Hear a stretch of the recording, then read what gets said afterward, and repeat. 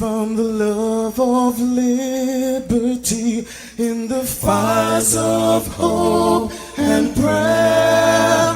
With boundless faith in our destiny, we solemnly declare.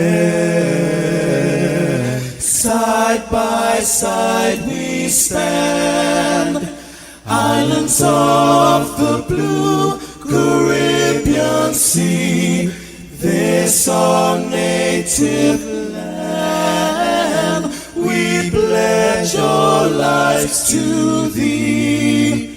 Here every creed and race find an equal place, and may God bless our nation. Here every creed and race find an equal place,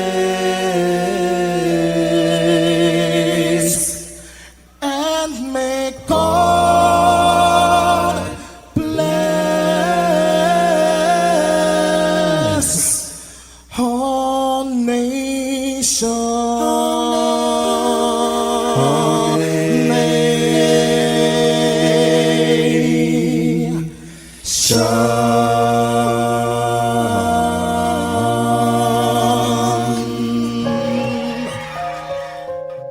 Heavenly Father, we come before you at the start of this new day, giving thanks for life, for health, and the opportunity to serve through this station.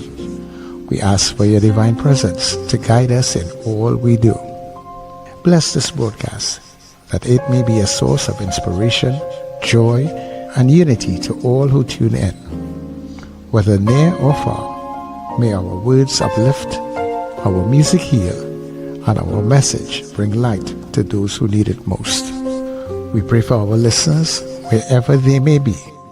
Grant them strength for the day ahead, peace in their hearts, and success in all they put their hands to. Cover those traveling with your protection, and those at home with your comfort and provision. Lord, may everything we do bring honor to you and be a blessing to others. Guide our steps, bless our efforts, and let this station be a vessel of positivity and hope. In your name we pray. Amen.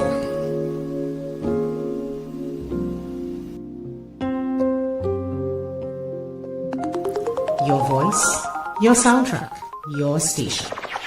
New Era TT Radio. Net Radio.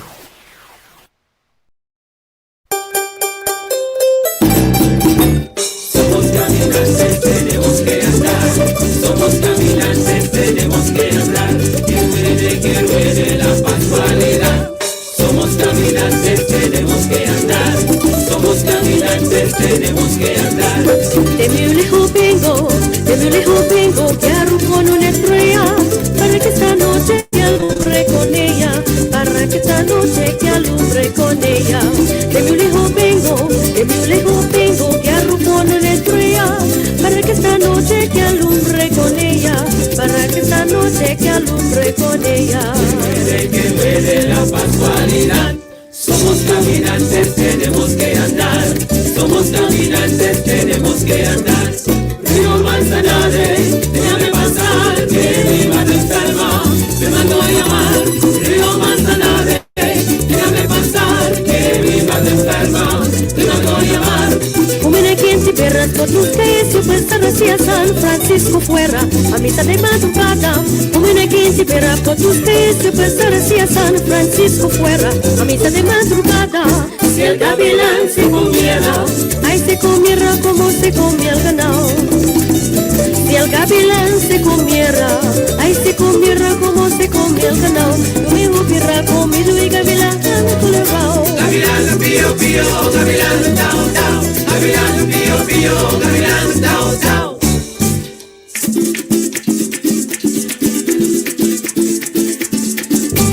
Esperando por los reyes magos arriba en la ciudad. Ahora yo estoy cantando alegremente y sin piedad.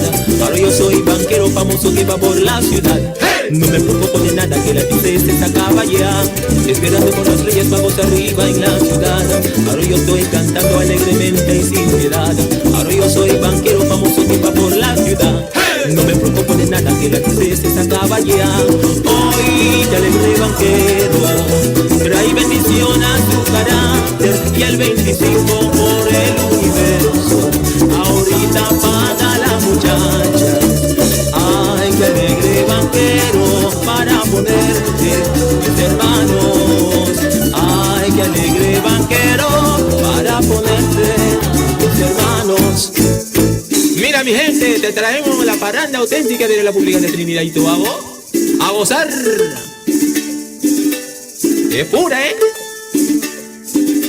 ¿Cómo?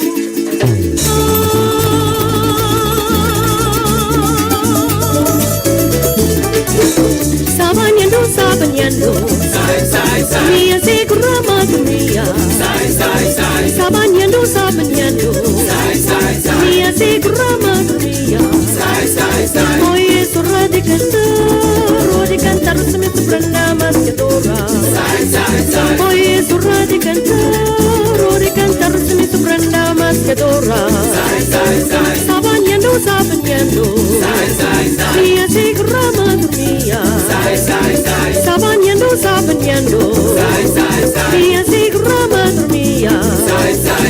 Oye, es hora de cantar, se me prenda más que dora. Oye, es hora de cantar, se me prenda más que dora.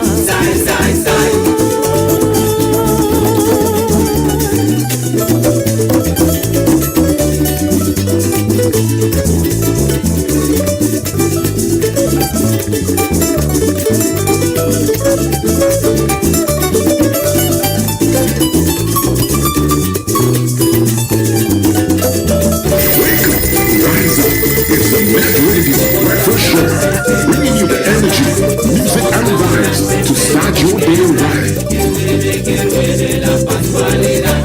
Somos caminantes, tenemos que andar. Somos caminantes, tenemos que andar. Well, everybody, good morning to you. Yes, good midweek Wednesday morning to you. And of course, welcome, Tate. Good to have you here. Just in case you're wondering where here is, it's New Era TT Radio, the heartbeat of the Caribbean. And of course, yes, we take you above and beyond. So glad to be here with you wherever you may be. Trinidad and Tobago, good morning. Neighbors in the Caribbean, good morning to you. Friends, family. Yeah. Good day to you wherever you may be, different time zones and spaces. And thank you so much for choosing us this and every day, all right? It is a beautiful day on the outside. It's kind of a little dark still for this time of the day, but I guess as we get closer to Christmas, that is how it is. But we are giving you the sounds of Farang, the sounds of Trinidad and Tobago at Christmas, the barracks, all the instruments, everything coming at you this morning. But it's good to be getting up with you, Sir Charles. That is me. Happy am I to be here with you as we welcome you to the Breakfast Show.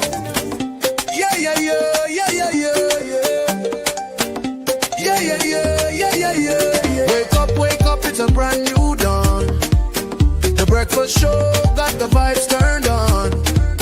From Maracas Bay to the Savannah line, let's start the day in Caribbean prime. Oh, good vibes rolling through the air. The breakfast show energy everywhere. We talk, we laugh, we make you think. Grab your doubles or your morning drink.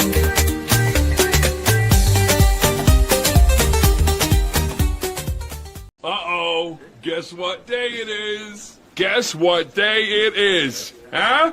Anybody? Julie, hey, guess what day it is? Oh, come on, I know you can hear me. Mike. What day is it, Mike? Leslie, guess what today is? It's hump day. Woo-hoo! Woohoo! It's hump day. All right, yeah, we are here. It's someday. Is it? Already? It is. It is. Anyway, good morning, Sir Charles. Good morning, Richard. Good morning, Trinidad and Tobago. And good morning, listeners and viewers all over this wonderful but so very messed up globe of ours. And boy, are we playing a part in messing up this globe. Oh! Last night, of course, we went to bed with the news of a total blockade now by the United States. The no less a person than the president himself tweeted last evening, and this is what he said. He said, Venezuela is completely surrounded by the largest armada ever assembled in the history of South America. It will only get bigger, and the shock to them will be like nothing they have ever seen before. Until such time as they return to the United States of America, all of the oil, land, and other assets that they previously stole from us. The illegitimate Maduro regime is using oil from these stolen oil fields to finance themselves, drug terrorism, human trafficking, murder, and kidnapping. For the theft of our assets and many other reasons, including terrorism, drug smuggling, and human trafficking, the Venezuelan regime has been designated a foreign terrorist organization. Therefore, today, I am ordering a total and complete blockade of all sanctioned oil tankers going into and out of Venezuela. The illegal aliens and criminals that the Maduro regime has sent into the United States during the weak and inept Biden administration are being returned to Venezuela at a rapid pace. America will not allow criminals, terrorists, or other countries to rob, threaten, or harm our nation, and likewise will not allow a hostile regime to take our oil, land, or any other assets, all of which must be returned to the United States immediately. Thank you for your attention to this matter. Donald J. Trump, President of the United States. So now we know for sure, 100% sure that this is about oil. Right? All the drug talk and the radar talk and the terrorism talk and the narco this and the drug smuggling was a whole lot of hogwash. And many people were saying that, but now the president himself has confirmed that this is about oil that he's saying Venezuela stole from the United States. Now, I don't know how. Somebody who clearly have better history than I do, maybe Richard has, or Sir Charles has, could explain to me, where did that come from? How did that happen? Because I actually messaged a relative in the United States, and he did respond. He said, but under Chavez, they did seize U.S. assets. I don't know what I mean either. Yeah, so something I don't know of that part. I don't have that part of the history, but I know people do. So they will let us know if it's. I'm sure people do. If there's any truth to it, or if he's just hallucinated. Well, if I don't know, and we are caught smack in the middle of this, Trinidad and Tobago, because of course we have given our airports to them, our bases to them. We've facilitated the Americans in terms of what they're doing to Venezuela, right? Let's wait and see. Every day I get up more and more depressed. I have to be very honest with you all. Every day I get up more and more depressed. Thank God you're getting up, eh? Yeah, thank God I'm getting up. Thank God you're getting up. Thank God I'm getting up. All right, good morning, guys. And of course, good morning to our listeners and viewers wherever you are across the planet.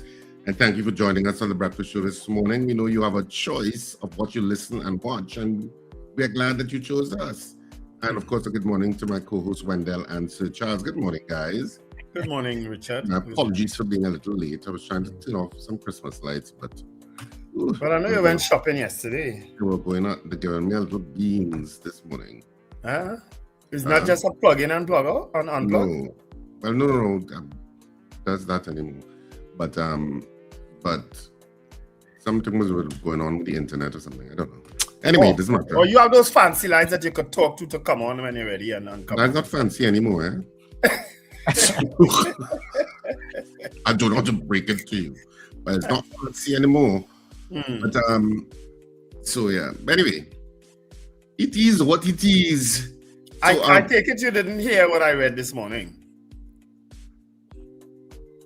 I take it you didn't hear the tweet from Donald Trump, the statement from Donald Trump, the president. Is that what you sent in the group? Yes. But I read it just now. I read it for the listeners. Oh, okay. No. Well, I saw it, but I didn't hear you read it.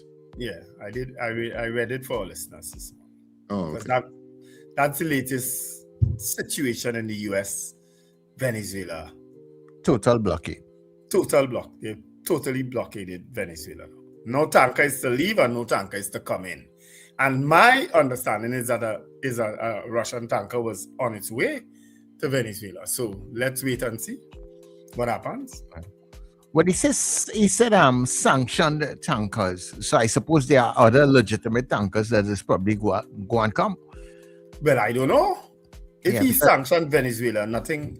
He's basically saying nothing is to go in and go out. That's what the tweet said. I don't know. No, I'm not doing that. But what I'm saying, he said sanctioned tankers. So I'm wondering if there's a Okay, difference alright. between sanctioned, like And tankers unsanctioned one. from Russia, tankers from China, but tankers from Europe could still go. You know, that kind of. All right. Point taken. Because he did say, I am ordering a total and complete blockade of all sanctioned oil tankers going into and out of Venezuela. Yeah. So maybe there are places that, tankers that are unsanctioned. Legitimate dealers or whatever is the case, you know. Yeah. Or maybe our allies. Yeah. Well, because the US still taking oil from Venezuela, and that's all. I think so. Well, the oil from Venezuela that they usually use is for their Gulf Coast refineries. But I mean, I'm not 100. I assume so, but I'm not 100% sure. This is gonna be a depressing Christmas, I have to tell you. Why That's would it how be it depressing? That's how it just feels that way. For you, other Yeah, people are for you. enjoying their Christmas. I know. Don't bring your I depressing ways to the national airwaves. Keep it to yourself. I Take a walk qualified it. outside. though. I did Talk in say your mirror and say, I feel very depressed about this Christmas. Don't bring it here on a morning show. Sorry, sir. People decorations have gone up, still going up. For shopping. I was just people battling going with Well, my Richard can't lights. get his own decorations up. He having problems. I was battling with my lights. My decorations are up. And I was battling with my lights. They were refusing to come off. Yeah. And I say, no jumbie from TNTech this morning. No, you're coming off. When did they put up your Christmas tree? Oh, please. No. No, that's not gonna happen by me. I've never put up a Christmas tree in my life. I would have had people who lived here put up Christmas Oh tree. Lord. Eh? But I never do it. I actually last year I strung some lights on my tree. My trees outside. I have those, Right. You can those do that. lovely trees. Those are shoka trees outside my house, going around the house. So it's like a Christmas tree. If anybody knows what an Ashoka tree is like, it grows tall up in the air. So I strung lights for the very first time on those last year. But then I left the country right after. If you remember, I left the country right after Christmas, and I spent Christmas in Portugal. I sent Christmas images there from in Portugal. So I don't know. But I'm happy for people if they're enjoying Christmas, if they're able to enjoy it. I'm very happy for them. But the news yesterday coming out of the United States was not exactly very encouraging. You know, and knowing fully well that the day before, 2 days before, we gave permission for airplanes to land, the United States to use both airports. And then so it's a worrying thing. And then you see posts on social media and so on, and so that's why I say sometimes I don't really like reading the news or don't really going on social media, because it does not help the situation right now. Well, let's give you some good news, Richard. Please do. Look at Richard's face. Give me some good news. We need good news, Richard. Give us some good news. I think you waited on him and he waited on you. No. I have something for good news there, but Yes. you know what? I changed my mind, and so I was trying to do something else, which All right. So while the organizer is minded. Let me I wish did some do people something. happy birthday. I did do. While all this sort out I of this, Yeah, do you happy with this? let me wish some people some happy birthday. Ambrose Blah, one of our listeners and one of our fans. Happy He is birthday, Ambrose. celebrating his birthday today. That's Mr. New York. Happy birthday, Ambrose Blah. Today, of course, is Wednesday, December 17th. Where are the other birthdays? Where are my other birthdays? I just remembered Ambrose Blah right away. He might be on the chat already too. Where are my other birthdays? Right. Tioka Dove, she's celebrating her birthday today. Many people know her on Facebook. Anne Williams, Louisa Hospitalis, and Dale Allen. They are all celebrating birthdays today, all right? December 17th. Happy birthday, all. Excellent. Okay. Richard, you ready now? Yeah, but yeah. He's ruminating. I'm thinking of something that I prefer not to say on air. It's really a housekeeping note. But yeah.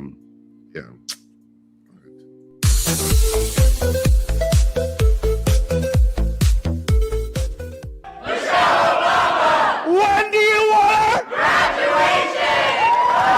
This is day one of asking Michelle Obama to be our graduation speaker. Video after video. This is day 2 of asking Michelle Obama to speak at our high school graduation. Let's go! These high school seniors want one thing and one thing only. We were in an SGA meeting one day, and we were talking about graduation speakers, and we didn't really know what the process was. So why not use social media to get the attention of certain somebody who these seniors really want at their graduation? And the first person that really came to mind was Mrs. Obama. I'd watched her documentary Becoming recently on Netflix, and we grew up with her being a great speaker, her really emphasizing youth voices, and I just thought she'd be an amazing speaker, and we'd be honored to have her at BCC. And she lives right down the road, so it's a pretty easy commute to the high school, right, guys? Yeah. Maybe it is the fact that she lives nearby. Maybe it's the millions of views these videos have garnered over the past few weeks, or maybe it's a little anniversary well-wish. And it's also a very special day for you, Mrs. Obama. Happy anniversary. Happy anniversary, Mrs. Obama! Whatever it was, guess what? Michelle Obama commented on one of their videos, writing, "I'm so moved by your videos. It's a credit to what you and so many others in your generation can get done through the power of organizing. My team is in touch with your school and we're working on something special. In the meantime, I want to hear more from you. What gives you hope?" I think what gives me hope is the fact that Mrs. Obama, she heard what we were saying and she reached out to us. And, that really shows that if we care about something and we try hard and we persist at something, that our voices really can have an impact and make a difference. I'm on my school's debate team, and it gives me hope to see people that are open to engaging in conversations and discourse. I think that's something that we need a lot, especially, nowadays. Lots of hope that a former First Lady will come and speak at graduation. I'm Joseph Olmo, News 4.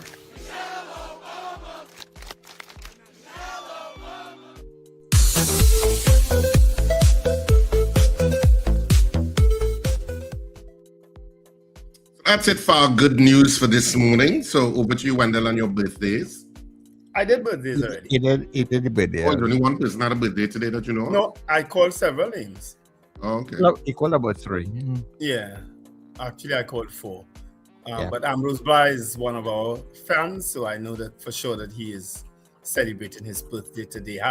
Good morning to Valerie Mendoza. You ready? Yes, no. All right, let's go through the chat now. Of course, I read somebody sent me a story on the mayor of Arima this morning. Despite we did a poll yesterday where the majority of people, of course, did not agree that he should resign. But of course, there are other people who still feel different. Because my understanding now is that the Arima Borough Corporation had their dinner that same night, that he didn't go. So now they're making even more noise now. You understand? It was a case that he didn't have a place to go. No, Mayor Baliram, I hope you withstand that storm that's coming your way. So they had time to eat ham and jam, but they have no time to fix the lights that on Queen Street by the dial going down there. Not even by the dial, lower down from the dial, in front of where the old KFC used to be, about 3 poles with lights on that side, opposite where Rattons is, where Francis Fashions used to be. Those 3 poles of lights, TNTNNA, if anybody is listening, are not working. Yeah. So it's dark. But The you all young are block is- setting, Richard. So they have time to have a Christmas dinner, but they have no time to put up the star on the hill. Well, Those start up, you know. They following But you should not mention that to me this morning on radio, you know. Well, I mention it because they following the mayor. If the mayor can party, who is them? No, I have no problem with people partying for Christmas, you know. And you know this whole discussion about Christmas events toned down for this year and blah blah blah blah blah blah. Let me tell you this something, Trinidad and Tobago. Christmas events have been toned down since 2015. Okay? Since 2015 plus, there have been missives coming from the government that you're not supposed to have any Christmas functions and any retirement functions. And you can't buy. They even went further, Richard. You can't use the corporation funds or state funds to buy alcohol. Yeah, so that ain't new. So when they're saying toned down Christmas functions, I'm like, what? But they're talking about that toned down so many. It has been toned down so many years now. Yeah. That the workarounds are that staff do their own thing. Yeah. So staff put forward monies or what we used to do. People bring different dishes, and when you do that, you have endless food. Because what they do is break it up in groups. So accounts will do this. Floor 1 will do this. Floor 2 will do this. Right. And that's how you did it. Yeah. And that's it brings a kind of camaraderie among staff, but that's how you used to have Christmas functions. Christmas functions have been out for a while. Anybody in the public sector know that. And you prepare an invoice for Pierre Drax and Shandy and water. No, we used to have people doing that. Certain groups of course, usually was the men, had to bring drinks. Mm-hmm. So you'd have somebody saying, what can you bring? You bring a case of whatever. I just saying something off the top of my head, Apple J or Shandy or whatever it is. Mm-hmm. You know, and that's how it used to operate. The staff used to do it. So and it's a poor choice, quite frankly, because you should celebrate staff at the end of the year. Yeah. You should. Yes. So it should be something that should be allowed, and you should celebrate staff when they're retired. But of course, people work around that too. But you should, because those are important things, and making them diminished as if they're not important is a reflection of leadership of both parties. Yeah. And some private enterprises. I'm not business with private enterprise. I'm talking about the state. I am telling you. Private enterprise come into that. I'm just telling you that there's a parallel. Some private enterprises are just as bad. Well, we know about that because 1 year I remember we got a nice little fruit cake and something else, and then after that I don't know. They just went into oblivion. The last time we get something was when Lennox Sousa was there. We got fruit cake. Not so. That is just to tell you how long ago that was. Oh, you're going quiet now.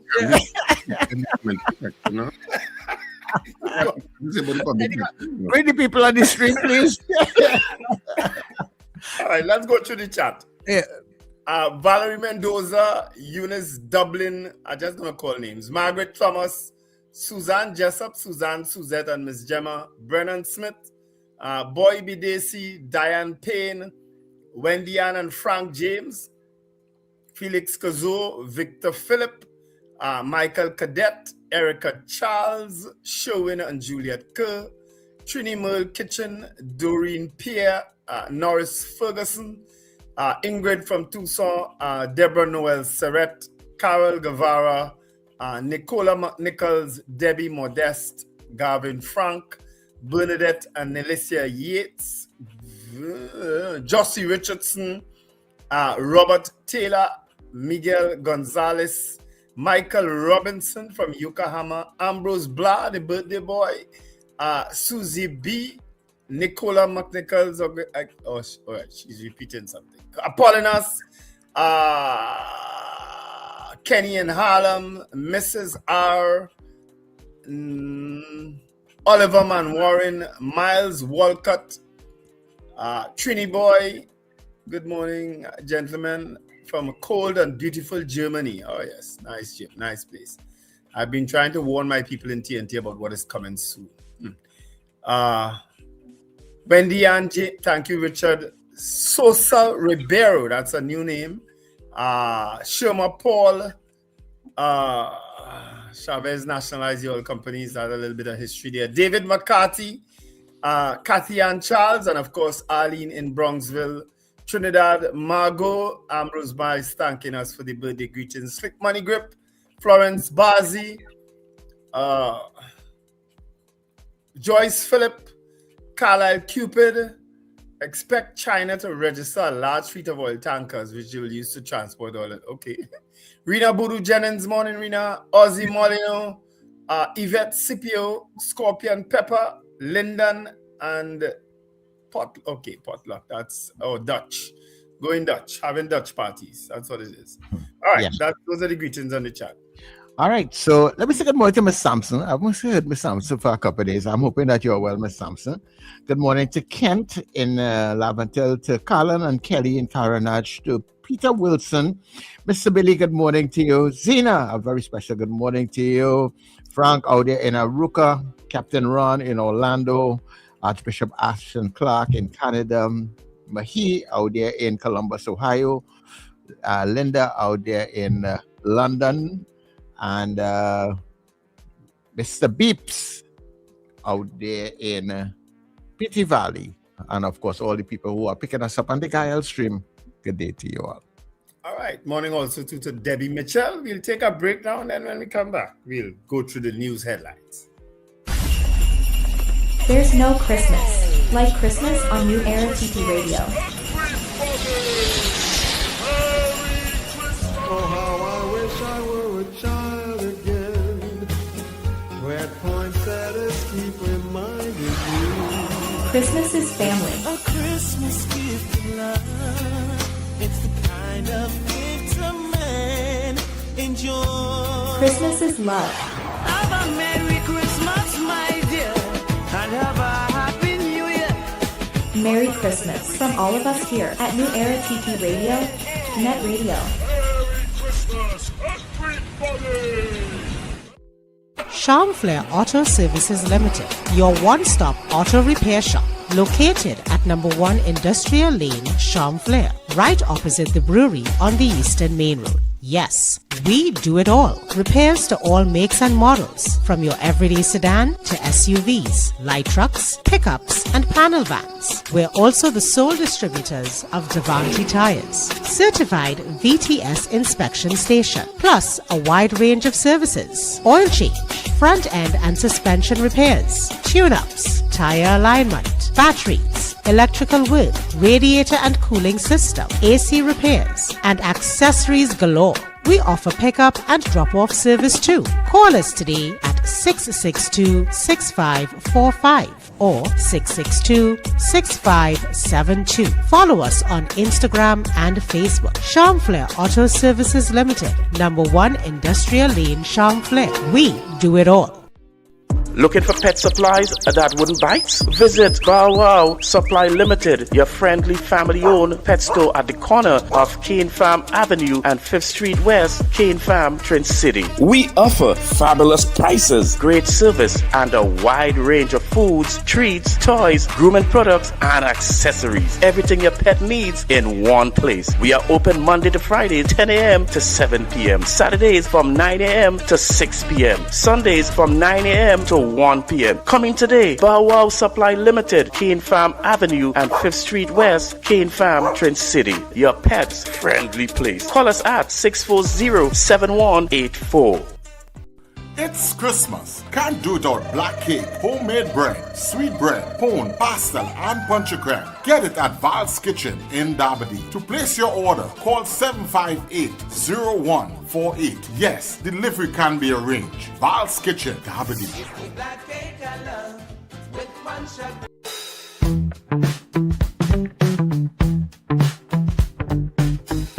S&H Rumbox, 137 Western Main Road, St. James, for all your retail and wholesale needs for alcohol and non-alcoholic beverages. Call us at 686-0599 or visit us at 137 Western Main Road, St. James. S&H Rumbox, drinking out of the box. Ho, ho, ho! This Christmas, small businesses, this one's just for you. Get your brand, your product, your business in front of thousands every single day on New Era TT Radio, Net Radio, and Gael Caribbean TV. And here's the gift you've been waiting for. Radio and television advertising has never been more affordable anywhere else. We are talking unbelievable real rates. Prices no one else can offer you for primetime slots that put your business right where your customers are watching and listening. So call us today at 299-5156 and turn your Christmas into real results and real profits with affordable advertising so you too can say Merry Christmas.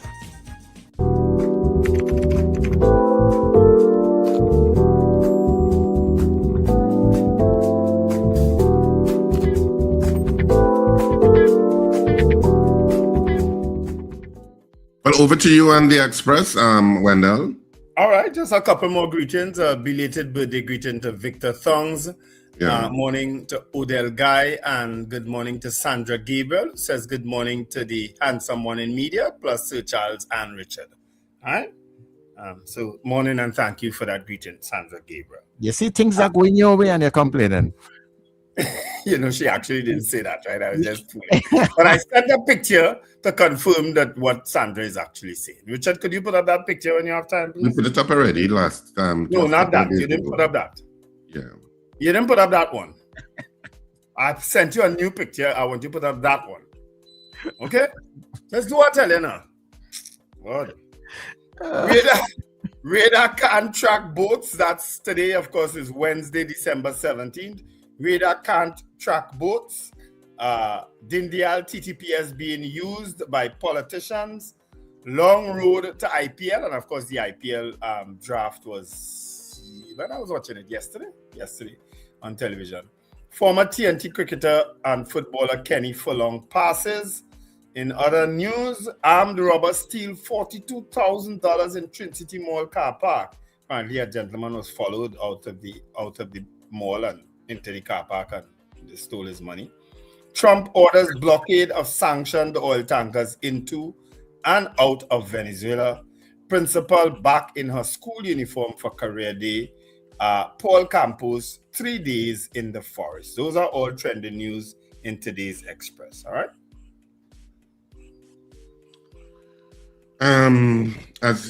So Charles, can you do the Guardian? I'll do the news thereafter. Okay, no problem. All right, so let's see what is in the Guardian this morning. All right, so Tobago backlash. Farley still in the dark on U.S. military activity. Morris warns of tourism fallout. 2 U.S. military aircrafts land at Piaco and Crown Point. Trump puts more pressure on Maduro regime. Rowley disappointed U.S. military given access to airports. Venezuela minister warns TNT Guyana. Okay. Rowley on report into fatal fire that killed MP Morris Julian. More PNMites call for mayor's removal. RHA workers lose hope over back pay. And Phillips family pray for closure as search efforts resume. I think that is the this is not the guy who went the guy in the oil tanker, the oil right. I think that was him. Yeah. I was signing it up with the soldier that went down with the sub also now. Oh, yeah. That, We've had a few people disappear but never to be found again, eh? Yeah, apparently we just don't have the expertise, technologies to go along. All right, so I've got to the Newsday. On the Newsday, the trending stories. Beckles allow Morris Julian family to see fire report. Penny urges transparency on security and economy. St. Kitts, Haiti get CAF okay as shareholder countries. ACP saddened by arrest of cop on Caroni River. And cops bring carols and cans to Arima. So there is something happening in Arima with regard to that. 220 workers start upkeep program. TPRC staff sent without tools. Men robbed while selling gun. That is our story. We should read that story. Glaring U-turns and missing Valencia. Hunter found in Rio Claro. That was the Campo guy, I think was his name. He was found. He said he followed a pipe out of the forest, which is, I would have followed pipe of water, I guess. That's kind of instinctively what you would do. So it was a good choice that he made. And strange, and there have been some visa restrictions put on Antigua and Barbuda and Dominica, I believe. They were added to a group of countries. Yes, I saw they the have visa restrictions out of the United States. So. Yeah, I didn't quite follow that story though. That's why. I saw a statement by Gaston Brown, Prime Minister Gaston Brown. You know, this world is in turmoil. It has always been for a long time.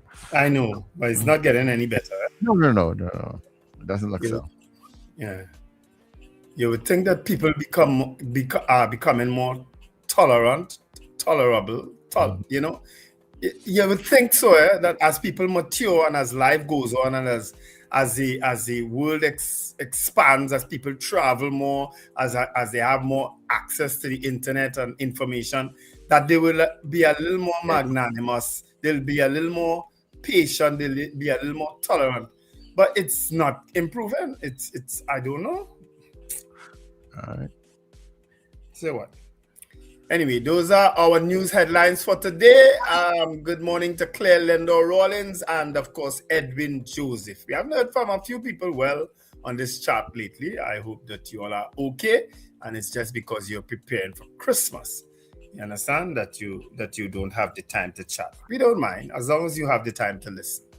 All right. A special good morning and thank you to Chairman of Tunapuna Piarco Regional Corporation, Josiah Austin, and of course their CEO, Ms. Kofi Chapman. Thank you all so very much for that intervention you made yesterday.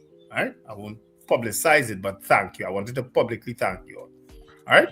Yeah, they've been working very hard in a lot of areas trying to pick up the HAC slack.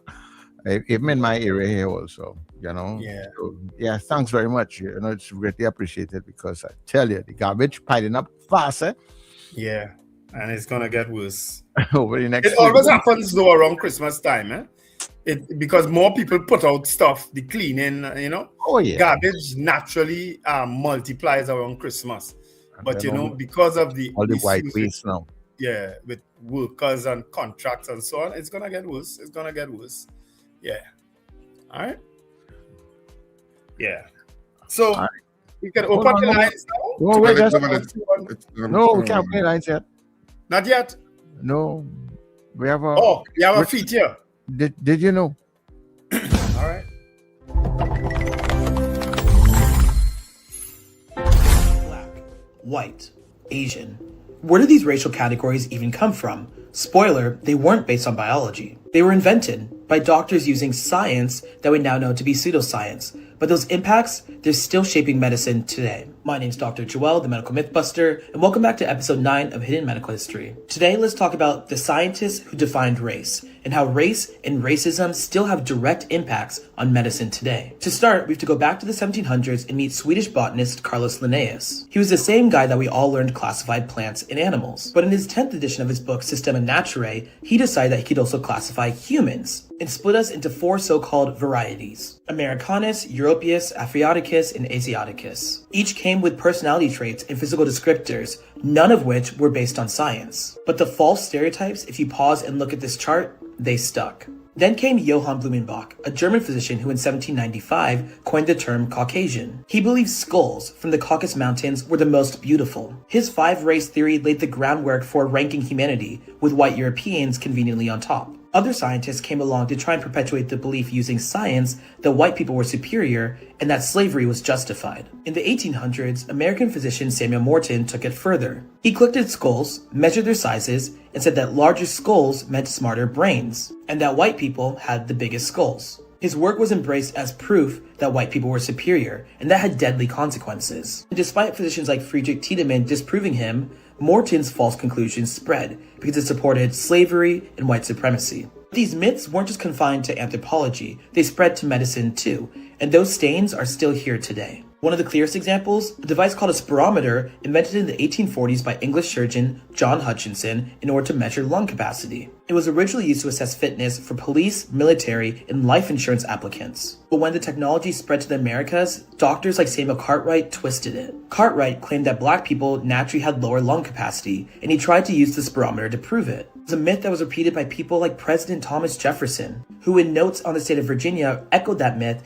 and stated that working in the fields revitalized the lungs of black people. The problem is that racist assumption got baked into the device itself. Even now, for decades, spirometry machines have had an automatic race correction that assumes that black people and Asian people have lower lung functioning. And only in 2021 was the race correction recommended to be removed. That's a direct line from 19th century pseudoscience to 21st century care. And unfortunately, it's just one of many examples. The myth of racial differences wasn't accidental. It was designed to maintain inequality. Understanding that history is the first step to unlearning it today. Follow, like, and share to bust more medical myths.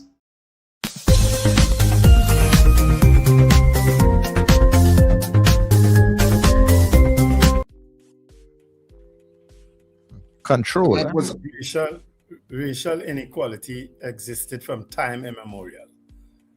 You know, I watched a movie, not for the first time, but I watched it for the first time in a long time. I don't know if you know the movie called The Green Mile. If you guys have ever seen it, but you should watch it, The Green Mile. And it goes to something. I remember Richard's position on, of course, the death penalty. That he doesn't subscribe to it at all. And that movie is a classic example of an innocent man being hanged at the end of the day. An innocent man who had a gift, a black man who had a gift, you know what I mean, of saving, of helping people. And he faced the death penalty because he was black at the end of the day. You know what I mean? I think they just naturally said, yeah, he did it.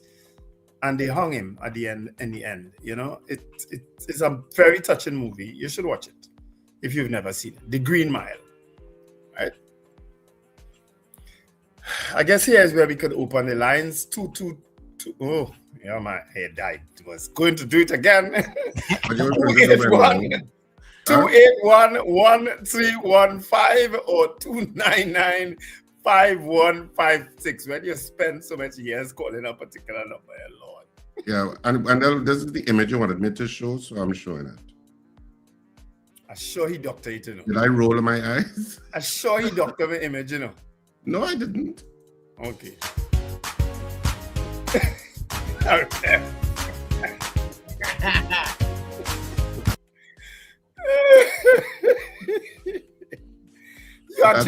You actually make me look a little cuter there.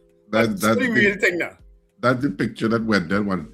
Well, the real thing, Wendell, is a picture with you with a big passport stamp on it. You know that, right? That is all right. Sure. Which I altered to try and remove the stamp. Oh, Lord. Look at that. If I like boys, I would have liked it. That's a wonderful thing to see on national. Timely thing to say. Let's go to the. Yeah, he is. He loves himself. This is me. All right, people, the lines are open to you. We are taking your calls at this point in time. Good morning, Mr. Patrick. Morning, Mr. Wendell, Steven, Morning. and Mr. David, Trinidad and Tobago, and the White House. Morning. You know, when you sit down and you watch news and you read news, you realize this whole world is in crisis. When you're depressed because I read news, like you have to come out the world just now. Anyway, it's not a crisis. This is not a depressed person, Mr. Patrick. Huh? Yeah. Depressed? Nothing that can be depressed out there. I learned how to deal with depression. Just ignore it. That's what you have to do. But I'm looking at how the people they pick. The people they pick who they say was from the CPEP. I wonder how they reach to the criteria to pick 224 people and send them out to work with no tools? How do they do that? You asking us? We don't know. You just like to ask rhetorical questions. He does, eh? He does. You know, I read it on the papers where you pick 222 people to go to work and they have no tools. So what do they want to do? But that happens with borough councils and city councils all the time. The people go on the job and but that happens. What you talking about, Mr. Patrick? Wendell, tell him, please. Well, Mr. Patrick knows that. Mr. Patrick involved in that type of work too, you know. For years he was. Mr. Wendell, Steven, find your place. I don't know that. Oh, Lord, eh? You can't come and work on my project and you have no tools. You work with a broom, a hoe, a cutlass, a shovel. You have to come with something. But maybe eventually they'll get. But that's the first thing you're supposed to get tools. Many times in towns and cities across Trinidad and Tobago, men for the borough councils or for the regional corporations turn up and they do not have the materials. Yeah, they sit down, waiting. And they sit down for the 2, 3 hours, 4 hours until the supervisor say, all you go home here, it's like that cement they're coming today. That's not abnormal at all. I know what I'm saying. Raymond, good morning to you. Good morning. Gentlemen, based on what is happening right now between Venezuela, the US, Trinidad, and Tobago. Your radio is too loud. Turn down your radio. Turn down your radio. Turn down your radio. We are playing in the background there. Turn it down because we hear that. Tobago is being used as a base for the United States, right? This is a proven fact based on the approval given by the Prime Minister. What would it take for the country to get the Prime Minister to sit down and address the nation and explain without going into quote-unquote national security issues? Explain to the country why you gave permission to the airport to be used as a base, a naval base to be, or an air base to be United because States. Because she's an ally of the United States. Mm-hmm. All right.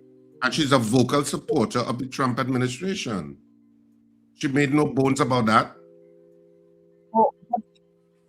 So what would it take for the country to get paid? What could we do to get it under state of emergency? Probably nothing. What you wanted to address and say. Exactly what yeah. I understand his concerns, but what you wanted to address and say why you're supporting the United States. Yeah, she's already said it in different forums. No. Besides, why you give permission for that particular issue?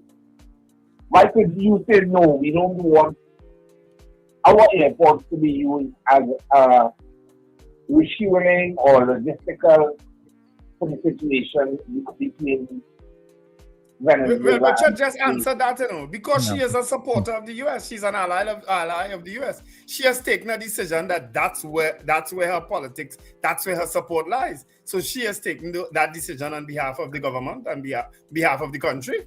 She's been very clear on that. Yeah, and I don't know why people are surprised. And we as citizens have nothing to say or do. But no, you can say, but I don't know how much you could do. Because you're in a state of emergency, so the people who've been asking for people to come out at gatherings and so on, you have to be careful in a state of emergency. The government not stupid, they've had peaceful protests. Mm-hmm. Did you attend any? They had about 3 peace rallies saying no war. Have you gone to any in Woodford Square? Yes, one. So, because those are the things that you have to do. Yeah. If you object to it, you have to mobilize yourself and take a stand in terms if that's what you believe. Yeah. We've been doing our part on radio. That's all we could do. Yeah, there are a lot of prominent people who would have, at the drop of a pin, when the former regime was in office, at the drop of a pin, they would have commented voice your opinion strongly versus personally. But now these same people who are go-to people, they are not saying anything whether they are for or against what the government is doing. Yeah. And this is, but I'll answer that.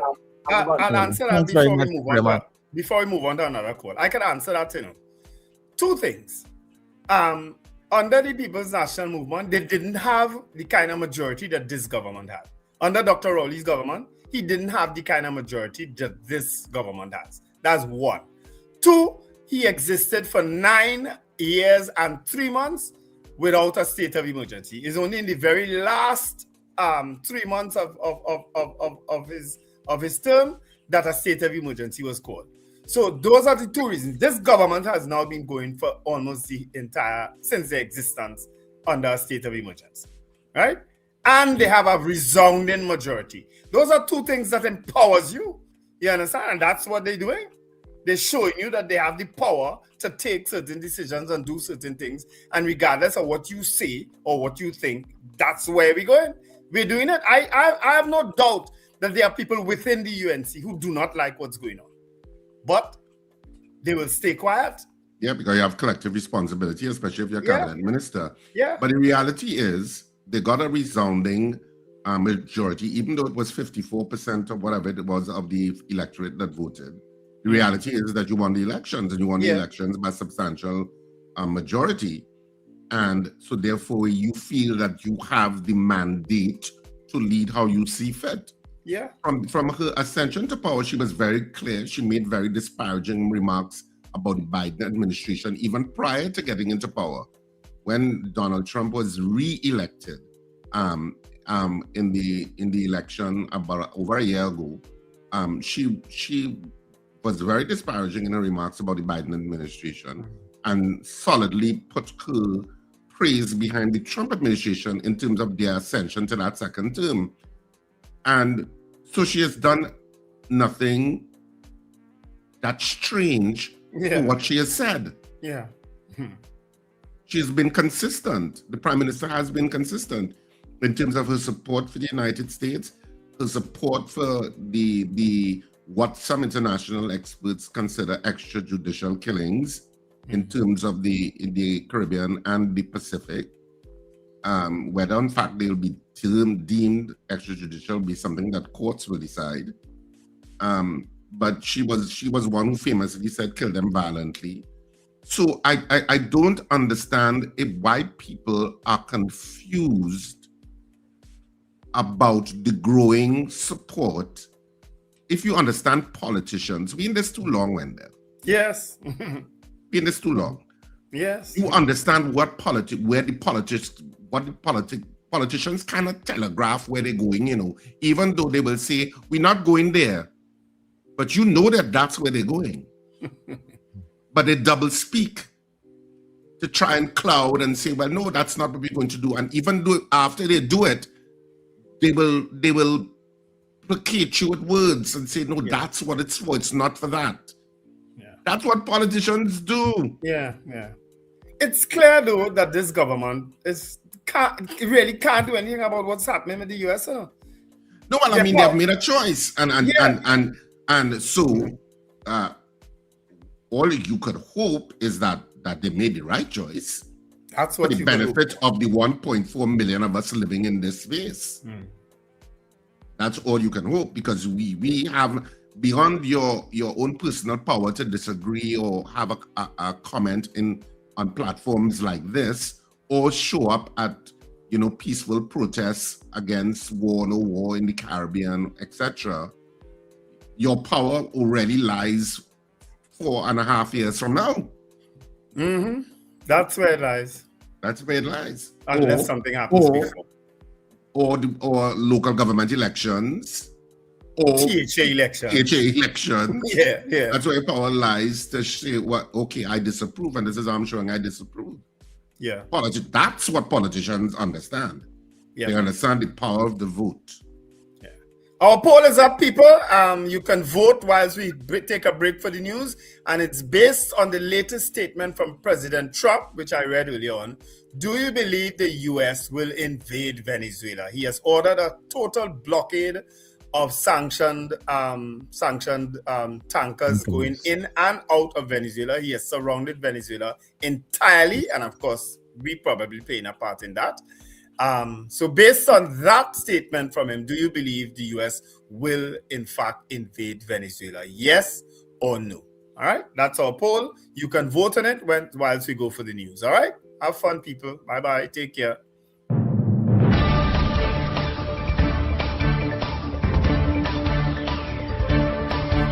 The news you need, the clarity you deserve.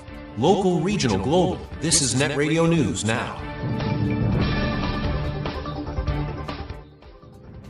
This is News Now on New Era TT Radio and Guile Caribbean TV. I'm Derek McMillan. Good day.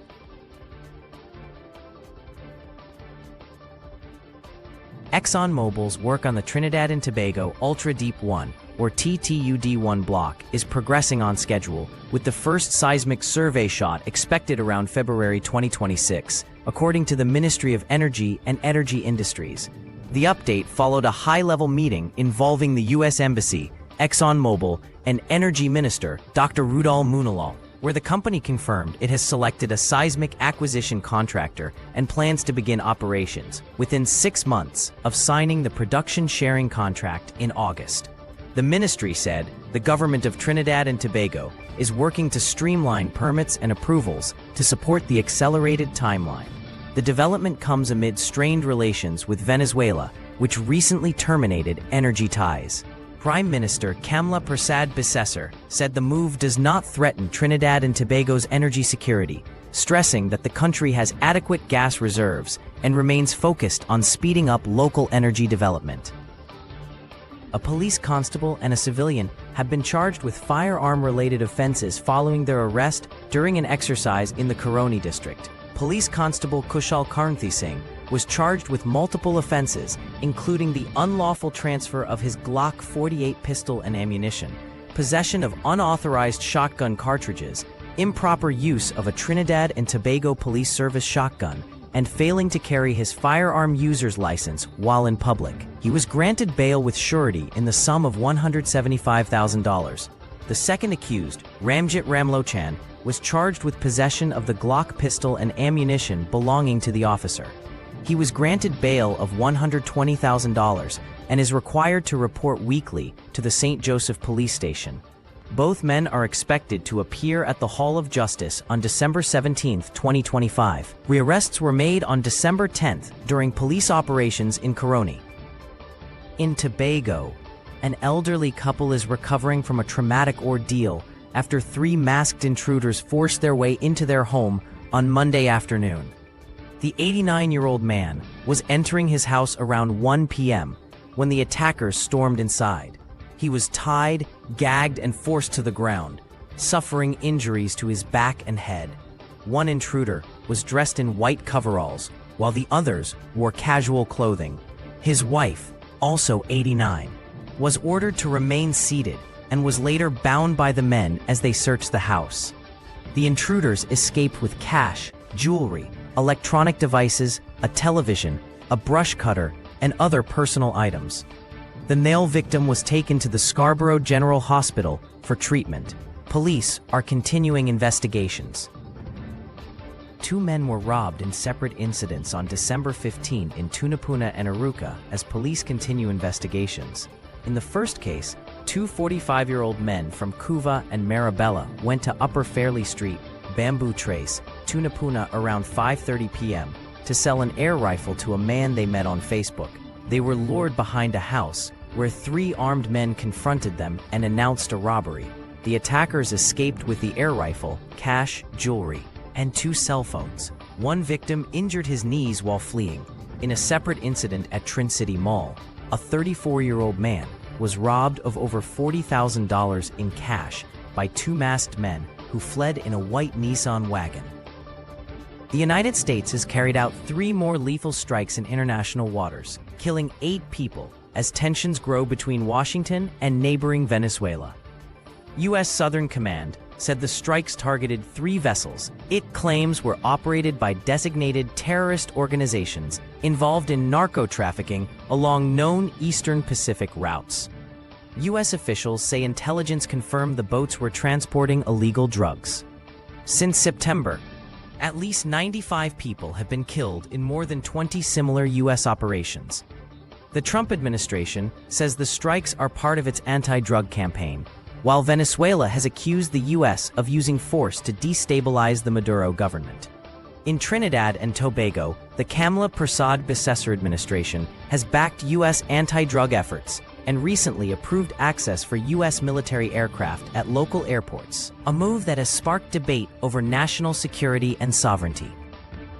Internationally, the Trump administration has expanded its U.S. travel ban, adding 5 more countries to the list of nations whose citizens are barred from entering the United States, while imposing new restrictions on others.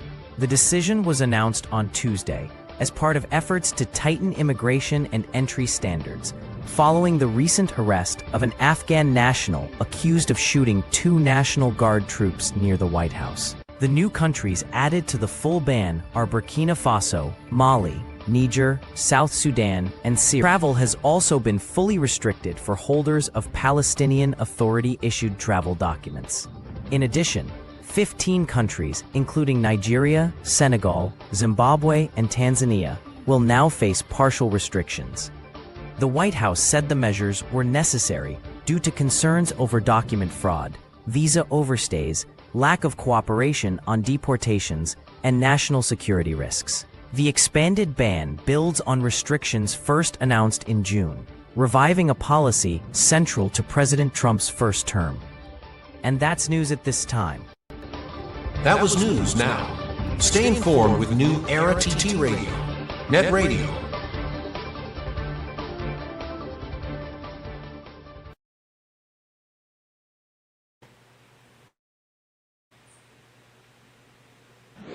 Your mid-morning just got better.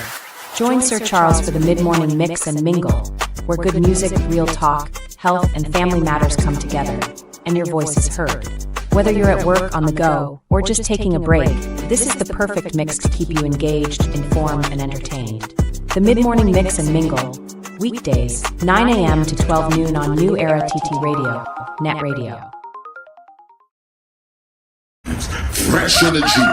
This is the Net Radio Breakfast Show.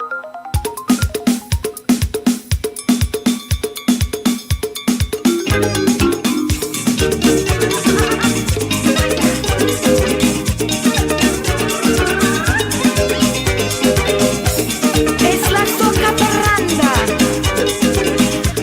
Qué chévere.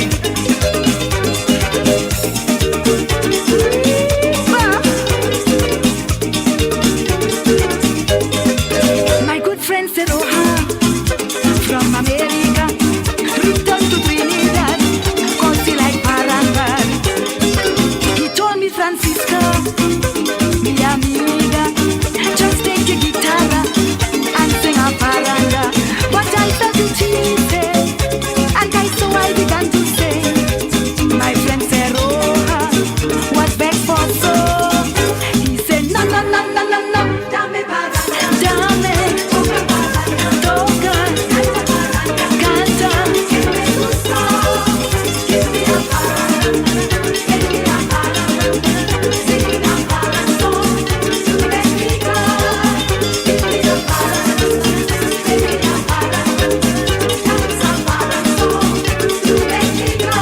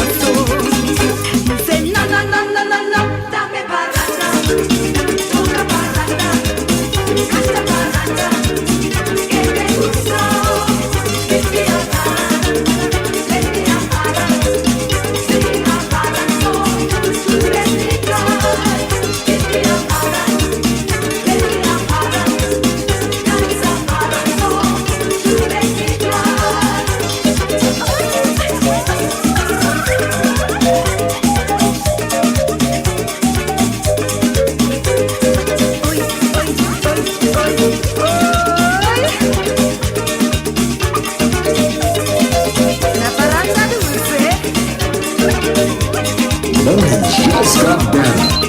You're locked into Net Radio Breakfast Show, fueling your day with the best music and real talk. But this man insisted he was interested. So, people, we welcome you to the second hour of the Breakfast Show right here on New Era TT Radio, and we are glad to be in your company. And thank you very much for choosing us and staying with us.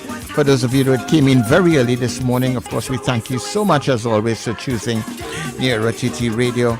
And those of you who are coming in along the way, thank you very much.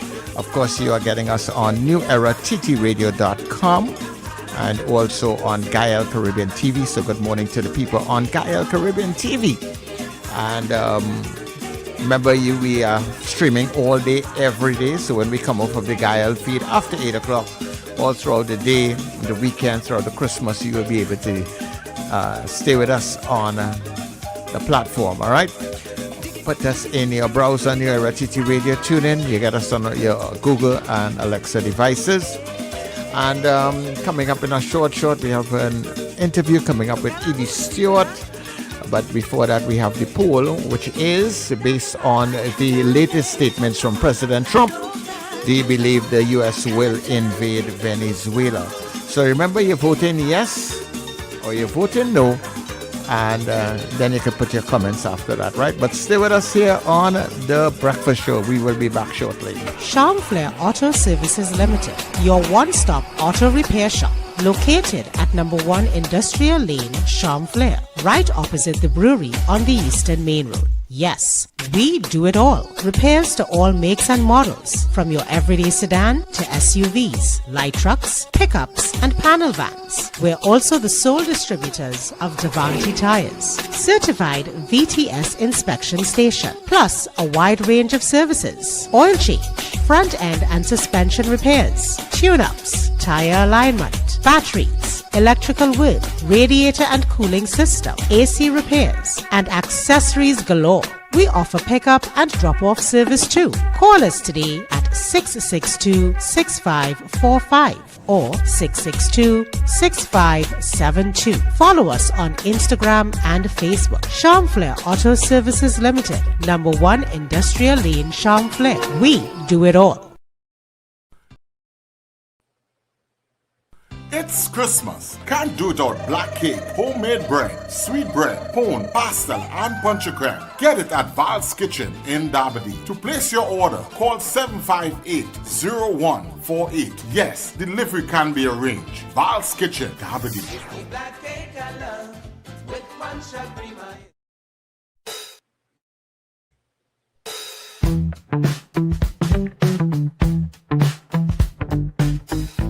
S&H Rumbox, 137 Western Main Road, St. James, for all your retail and wholesale needs for alcohol and non-alcoholic beverages. Call us at 686-0599 or visit us at 137 Western Main Road, St. James. S&H Rumbox, drinking out of the box. Looking for pet supplies that wouldn't bite? Visit Bow Wow Supply Limited, your friendly family-owned pet store at the corner of Cane Farm Avenue and 5th Street West, Cane Farm, Trin City. We offer fabulous prices, great service, and a wide range of foods, treats, toys, grooming products, and accessories. Everything your pet needs in one place. We are open Monday to Friday, 10 a.m. to 7 p.m. Saturdays from 9 a.m. to 6 p.m. Sundays from 9 a.m. to 1 p.m. Coming today, Bow Wow Supply Limited, Cane Farm Avenue and 5th Street West, Cane Farm, Trin City. Your pet's friendly place. Call us at 640-7184.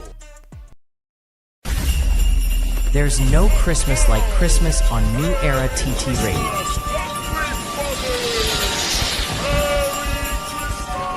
Laughing children tug at Mr. Santa. Teddy bears. Feel the laughter, the lights, the love. That's what Christmas feels like. Christmas Eve, casually I was walking down the street. One Christmas Eve, casually We keep the joy alive and the music playing all season long. Merry Christmas from your friends at New Era TT Radio, taking you above and beyond. Merry Christmas, everybody!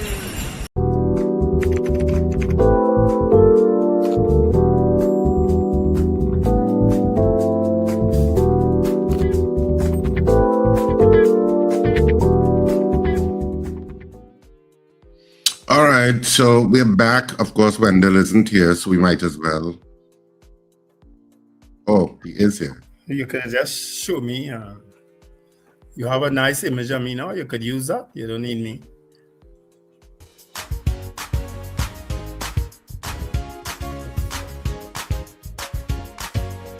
I think I was 19 years old when I took that picture. Lord. Oh, a long time ago. 19 or 20, somewhere there. Anyway, we have our poll up based on the latest. I have a joke for you all. Based on the latest statement from President Trump, do you believe the U.S. will invade Venezuela? Oh, a lot of chat and no votes. All right, let's go. Miguel Gonzalez, you ready, Richard? Yes. Miles Walcott, no. Josie Richardson, yes. Victor Phillip, yes. Slick Money Grip, no. Diane Payne, yes. Boy Bidesi, no. Kazim Mohammed, yes. Michael Oliver, yes. Joyce Phillip, no. David McCarthy, no. Apollonius, yes. Bernadette Yates, yes. Ava Smith, yes. Trini Gets Fit, no. Staubin, yes. Terry Ann George, no. Eunice Dublin, yes. Stephen Grant, no. That's a new name. Joyce Phillip, she didn't vote. Michael Cadet, no. Margaret Thomas, no.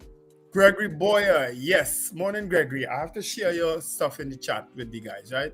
My apologies. Valerie Mendoza, no. Kyle Guevara, yes.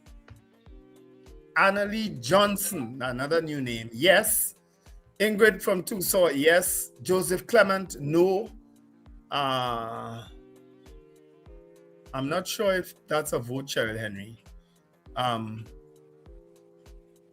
Trini Merle Kitchen, yes. I'm not sure if you voted there, Cheryl Henry. All right. A carol to all in the chat. No U.S. Venezuelan invasion could make me depressed. Okay, you didn't vote. All right. Those are the votes I have. All right. So on the WhatsApp, we have Pauline saying no. We have Judith in Tobago saying yes. Captain Ron saying yes. Raymond saying no. Junior saying yes. Peter saying no. Mahi saying yes. Margaret didn't vote. And one other. Trey is saying no. And Sean is saying yes. All right. I have two more votes for you, Richard. Carl Jack, no. And Ian Stewart, yes. All right. Polls are in. Tabulation is taking place. All right. We have a lot of people who didn't vote this morning. They're on the chat, but they didn't vote. All right, so a poll this morning based on the last statement from President Trump. Do you believe that the U.S. will actually invade Venezuela? That's our poll list for this morning. And of course, we had 40 people voting on the poll this morning, a little less than usual in the allotted time. And of the 40 people voting, 18 of you said no, you do not believe that the U.S. will invade. And 22 of you said yes. So it was pretty close. Close. Yeah. 20. So 22 said yes and 18 said no, for a total of 40. And that's it for the poll this morning. The poll is now. There was this woman who rubbed this lamp and a genie came out. And the genie said, well, you have 3 wishes.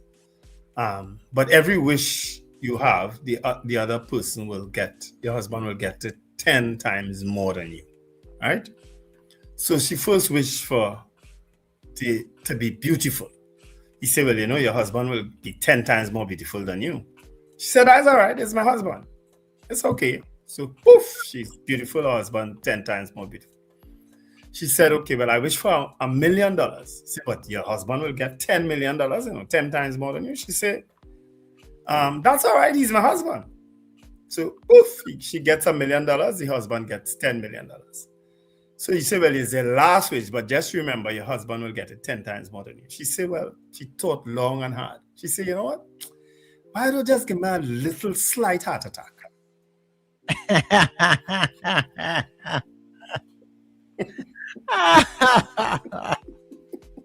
Oh boy. You can't beat woman, you know? Oh Lord.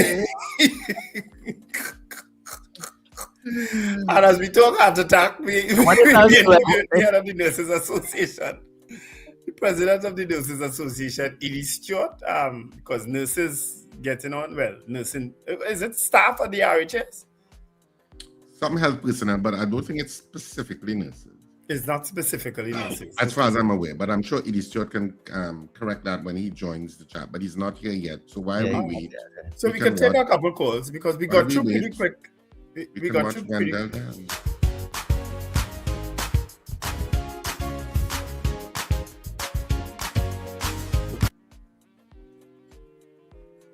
You could use that to cheer people from now on. You're cheering me up with it. I know what happened. Once you get in cheer up, that's the main thing. Next thing, keep depressing you more. You cheered me up with it. Oh Lord. Richard, there was a story that you read there about the guys who went to sell the gun. Oh, let's read that story. They went to sell a gun in somewhere in TTNNA. And the people apparently who went to send the gun, the guy might say, like, come in the back here. We can't do it outside here. Let's go in the back. And when they went round to the back, they met 3 men with guns waiting on them.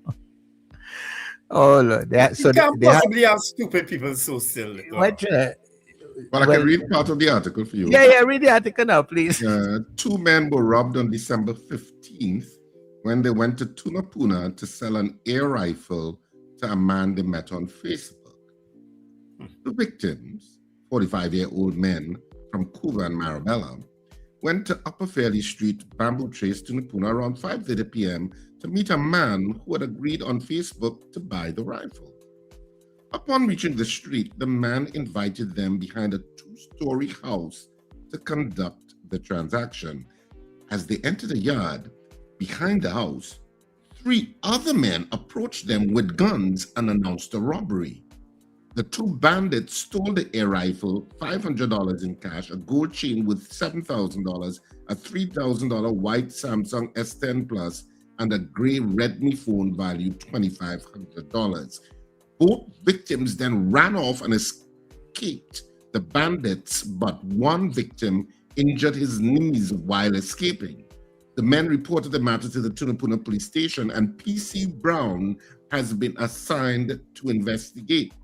Meanwhile, police in Aruka are searching for bandits who accosted a man at Trinity Mall car park and stole his bag with more than $40,000 inside. The 34-year-old victim from Corinth exited the mall around 1:30 p.m. on December 15th and was standing in the car park near Pennywise. 2 men wearing ski masks ran up to him and announced a robbery. They grabbed his gray backpack containing $42,000 cash, his national ID card, and his driving permit. The men then got into a white Nissan 80 wagon and drove off. PC Lal Singh of the Aruka police station is investigating the robbery. I just found the gun situation was really hilarious. You say it come like they were outgunned, and most likely it would have been an illegal firearm. Right now they have to go and report to the police that the illegal firearm got stolen by 3 men. There's an air rifle, right? Yeah, an air rifle. Oh Lord! Isn't an air rifle legal? I think it is. I don't know. I think it is. In some instances, I think, because they use air rifles to start races and so on and things like that, right? Yeah. Like for athletics and so on. Oh, that kind of gun. Yeah. If I'm not mistaken, I don't know much about guns. Yeah, well, I don't know, but I just found it hilarious that somebody going to sell a gun, and were outgunned. It sounds like a Western. Well, I don't understand Stephen is saying air rifles are in fact legal. Yeah. They're legal. Oh, okay, okay.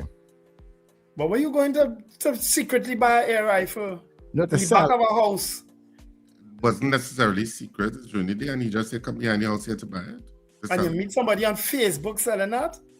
I mean, I should be the last one to talk, yeah? No, they were selling it. I think they were the ones selling the gun. So the person will say, "All right, bring it. Let me see it. We go buy it. Come up in the back and turn up on here." But it wasn't clear that the person that they were buying it from, who was buying the rifle, was part of the robbery. That's not very clear in that story. Yeah, that's not very clear. Yeah. It sounded like he was getting robbed too. Yeah. Because there were 3 items stolen. Like yeah, so it's not the story is not clear whether that person was party to it. Well, maybe they will party to it after, the robbers just meet somewhere else after. But $500, all that risk. A $7,000 chain. I saw also too a video of a robbery. Now there are plenty old videos circulating, but there was a video of a robbery where a woman was walking. I don't know what street it is, and somebody just walked up and snatched her bag from her, and people were right there in the video, and nobody raised an alarm, and she was like in total shock when she looked around. The guy done gone. Yeah. But you see, one of the days where the people in the vicinity would have run down that individual and hold him and all that. I think people don't really do them kind of But thing. every now and then that happens. Somebody's still taking on these people, right? But it's not a safe thing to do. No, and I mean, and they may probably do that if it's somebody they know.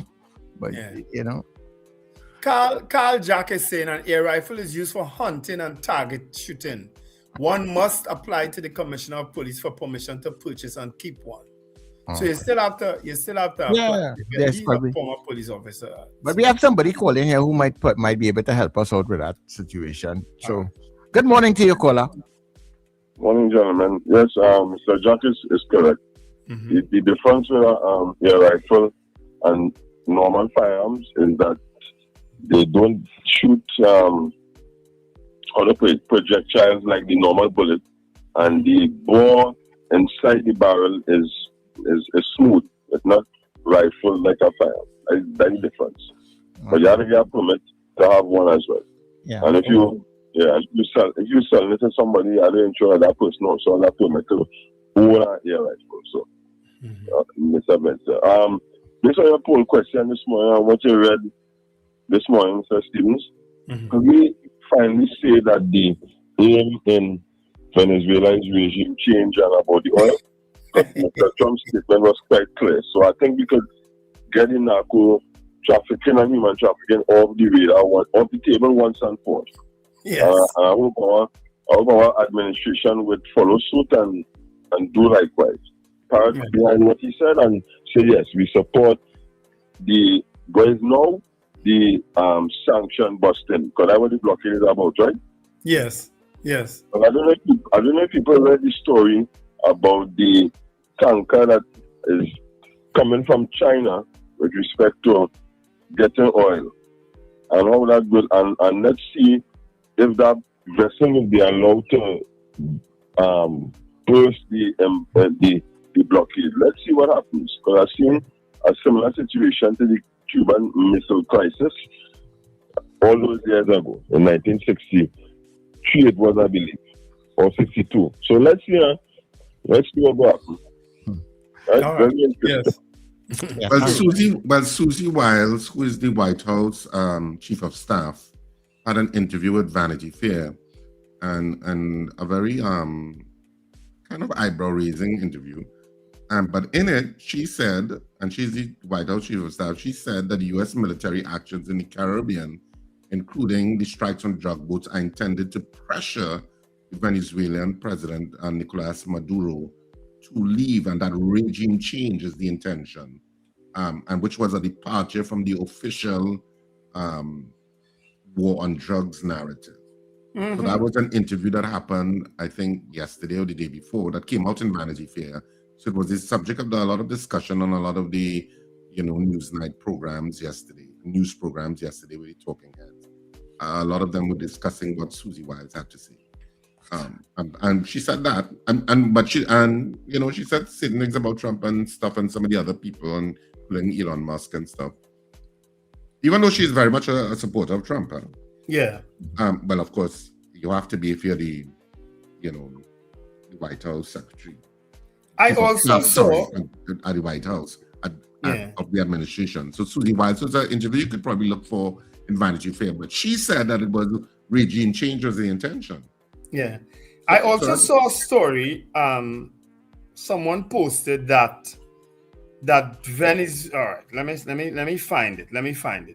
Venezuela has moved hundreds of troops to their borders, in anticipation of what's going on. Where is the story? But then it's not old news. Haven't they been moving people to borders a long time now?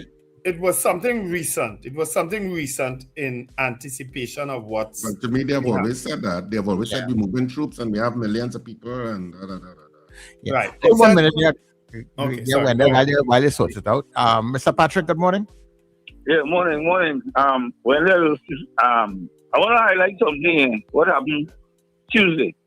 I was in Trinity Mall Tuesday and I saw a lady by a car with an umbrella. So I asked her, well, if she's in distress. She said, no, well, she just got a higher job to bring somebody in the mall and she's waiting for them. 2 hours after, I see the lady the same thing. So I had a conversation with her. Oh, yeah, you see, there's higher work people taking for Christmas and Carnival watch all this, right? She told me the guy promised her $900 to bring him to the mall from Korea and then drop him back to go out. Right? I said, well, you get robbed. She said, I said, you get robbed. Next thing, I gave her my number. She called me back in the night about 8 o'clock. She told me, the man never show up. So she dropped him off without collecting any money? But then hire work thing for Christmas. People don't get robbed and killed for that. People hiring people, they know the people that take it up. You could hire a bandit to hire you. So don't be greedy then. For Christmas, $500 hire work, $900 hire work, and you know who hiring you? So I'm being cautious this morning. That's a good warning, Mr. Patrick. That's a good warning to give, actually. All right. Because, thanks very much. Yeah. TTRS here in Trinidad, you go on the app and they come. When you pay them when you get to where you're going. So if somebody has the wrong intention, they could run out. The person can. You have no way of finding them. Well, I guess depending on where you pick them up. But it's a chance that people take, to earn a living. But it's a good warning because somebody going into a mall, and especially a mall like Trinity, how you finding them when you don't drop them off? You know what I mean? Caller, very quickly. Yes, sir. Morning, Richard. So, Trinidad is something, people hear the same thing over and over. When they do these things, they hear it, they're telling you, don't do this thing, and we must feel sorry for them. I tend not to want to feel sorry for these people because you're not listening. Stick break in the ears or something. But if that's your job, if that's how you earn an income, I don't understand all there. No, but you're seeing what's going on. Don't earn an income that way. And do this and do that. And look how much more you lose. Yeah, but it's part of the risk of doing that kind of job. But, unfortunately. But there are many jobs that will work out that many honest times she will go, that's just one incident. But if that's how she earns her income, who are we to tell her you can't do that? Anyway, a lot of people don't report crime. My son's friend, she's a Guyanese. She's actually within law school here. And she's not living too far from the law school. And I feel you all know it is, right? And St. John Road, Benedict Flats, she lives there. So she walks from there till the law school. She got robbed of her gold chain. She said the guy, she walked in to go to school, and the guy just walked up and snatched her chain. So I asked the person she reported it, she said no, she reported it. But that is the thing. These things will happen and people not reporting incidents And the police will say, crime is down, things are happening. So let me ask you a question. Ms. Dabadi, let me ask you a question then.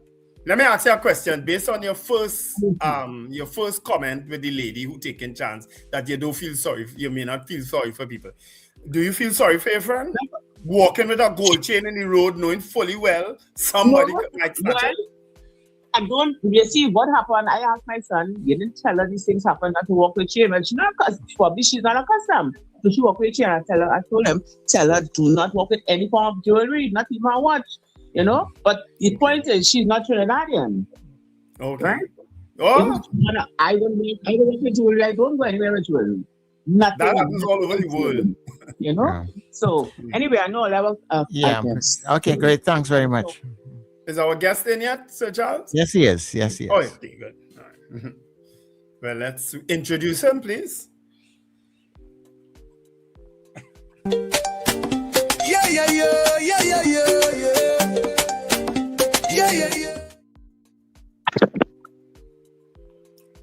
Okay, so we have Idi Stuart on the line, the president of the TTNNA. Did I get that correct, Idi? I know we can't have you on camera because you're driving.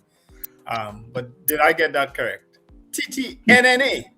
TTNNA, yes, correct. Okay. Pleasant morning to you, gentlemen, and your listeners. Pleasant morning. Morning. Thanks for joining us, Idi. What bacchanal happening with the Nurses Association again? It seems like you go 6 months without some issue. Well, on this occasion, it's not the Nursing Association. It is the wider health sector. And it really came about where health sector workers really feel disheartened, rightfully or wrongfully. They feel disheartened that they have not been provided, at least with the salary increase, or offered or promised the salary increase that has been given to public servants. Being that really and truly the RHAs would have come out from the public service and come out from benefiting from any increases, salary increases that PSA would normally negotiate for with the CPO. It generally used to be a few months after RHA workers would benefit. But this day, that what we are experiencing now, it's a day that we would have expected, at least the association, and that is why nursing personnel would have done the needful, understanding that we are no longer public servants and no longer can rely on the PSA to negotiate on our behalf. We formed ourselves into a union. Just as doctors did, they formed themselves into a union, and they have since they were the first out of the block to start negotiating for their membership, and nurses were second out of the block. We also have a third union, NUGFW, who continued. They remained with negotiating power, even when the RHAs were formed and those workers were transferred over. The NUGFW remained with their group, and they continued to negotiate for all daily paid workers.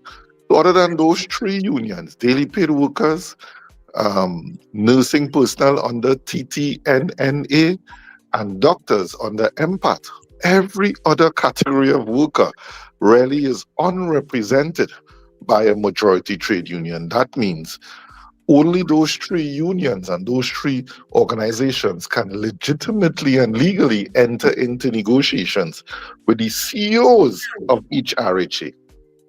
But tell me something in terms of conditions. Yeah, tell me something.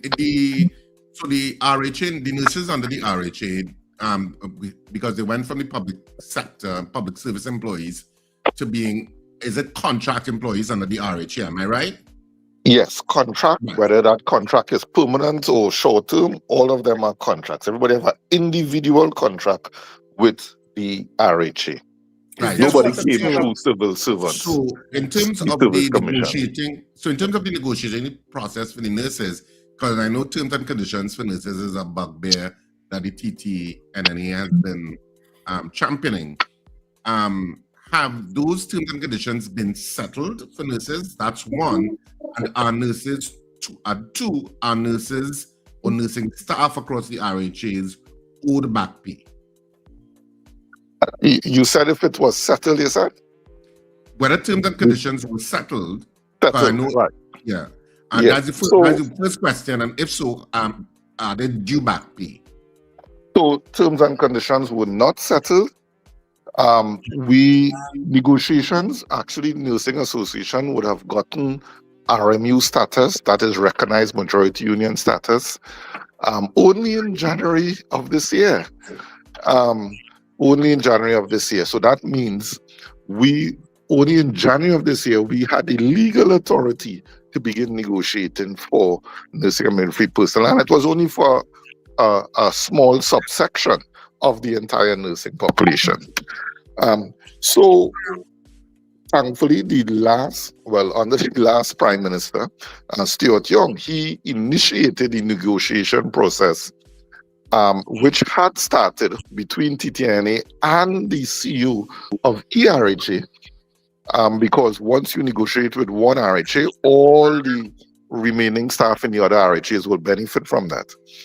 When that was started, and we had about 1 or 2 meetings, and then unfortunately, post-elections, all negotiations throughout all government sectors came to a crashing halt. And since then, there has been no resumption. However, since the PSA would have completed their negotiations, at least in the main, now you would see all unions asking, well, here what about us? We started probably even before the PSA at some times. You need to start dealing with our issues also. So that is where we're at, and that is why we have been calling on the Minister of Finance to give clear directions to the CEOs in terms of negotiations going forward. So we have already done that. We have already written to the CEOs to letting them know this is high priority. And really and truly, we would not want any untoward issues happening within the health sector. But in terms of the media reports that we saw coming out, though, where health personnel or people working in the health industry were going to go on a go slow in the public hospitals, this was not referring to nurses then? I won't say it was not referring to nurses, because again, it was really done in a sporadic fashion. It was individuals putting out that call. It was not that any of the 3 recognized majority unions were making that call. It was just sporadic. And as I indicated, there are a number of healthcare workers who are not represented by any of the 3 RMUs. So what is their position? And the Minister of Finance would have placed a statement in the public domain indicating that, look, those RMUs, they will have the legal authority to begin negotiations. He's going to, he appreciates collective bargaining, and they're going to do their due diligence. However, what happens to all of those other workers, every pharmacist, every social worker, every lab tech, every phlebotomist, every monthly paid attendant, what happens to all of them? Because they don't have a union. So when would their negotiations begin? So really and truly, the only thing that could really happen is for them to give them the 10% that public servants got, which they used to benefit from in the past. Yeah. So, Idi, what are some of the disruptions that the public can expect based on these issues that you are encountering? What are some of the immediate disruptions we can expect? Well, I mean, I can't even envision right now, because we are not a part of those things. If we were a part, I could have told you clearly, but we are not really a part of it. But I could tell you what has already happened. There have been several reports of canceled surgeries because there's not enough attendants to transfer the patients from the wards to the theaters. There have been, delays in acquiring medications from the pharmacists. So a number of things we are hearing on the ground, but because we are not a part of it, we can't really lend any 100% certainty all of these things are happening. But we, just like the rest of the public, are looking on and hoping it doesn't spiral. Because one thing we are 100% sure about is that, and I, speaking for myself, this is the worst in terms of sentiment, in terms of motivation, in terms of outright anger that health workers are feeling right now. Even myself is getting licks, saying why I haven't spoken loudly enough to get the 10%, even though I understand the process that the Minister of Finance is speaking about. Members, because members are seeing what is happening in the economy, believing that, look, if they don't get this 10% now, they may never know when they will get another increase. You're hearing Moody's report, you're hearing all of these things. So persons are believing, look, and then on top of that, even the 10% already promised the government workers, the public servants. That is in doubt in terms of when they would get their back pay. So many things are happening simultaneously. It is really leaving a sour taste in the mouth of persons. And let me tell you, once that SOE is lifted, and persons can now freely demonstrate, once they obtain police permission and all of that, once that SOE is lifted, you're going to see thousands and thousands of people on the street if this issue of salaries are not addressed. And we want to remind the government that the circumstances that led to the downfall of the People's National Movement prior to the April 2025 election, those exact same circumstances currently exist. Nothing has changed. The number one reason, in my opinion, that the PNM would have lost the election is because in the face of telling government and state enterprises, workers, public servants, civil servants, statutory authorities, THA, in the face of telling them they were not going to get more than 4% over a 6-year period, they were adamant. While at the same time they willingly took 20, 47% and up. Those same circumstances exist today after the election. Workers still are not enjoying, particularly in the Regional Health Authority, we have no clear indication that we have anything, even 4%, because nothing has been offered to date. And still those persons who were in opposition and now in government are enjoying those large increases, and also have gone even further to make sure their back pay is paid in cash. Yes. So the same anger, the same animosity that they had prior to 2025, April 2025, is the same animosity and anger they currently have now post April 2025. Nothing has changed. Well, I don't doubt that, Idi, but the fact of the matter is that most of the unions supported the then opposition, who now in government. And you're right, they are enjoying the same perks that they railed against. They are enjoying it. So I don't know how that is going to change. The reality is that the economy is in a terrible way. Let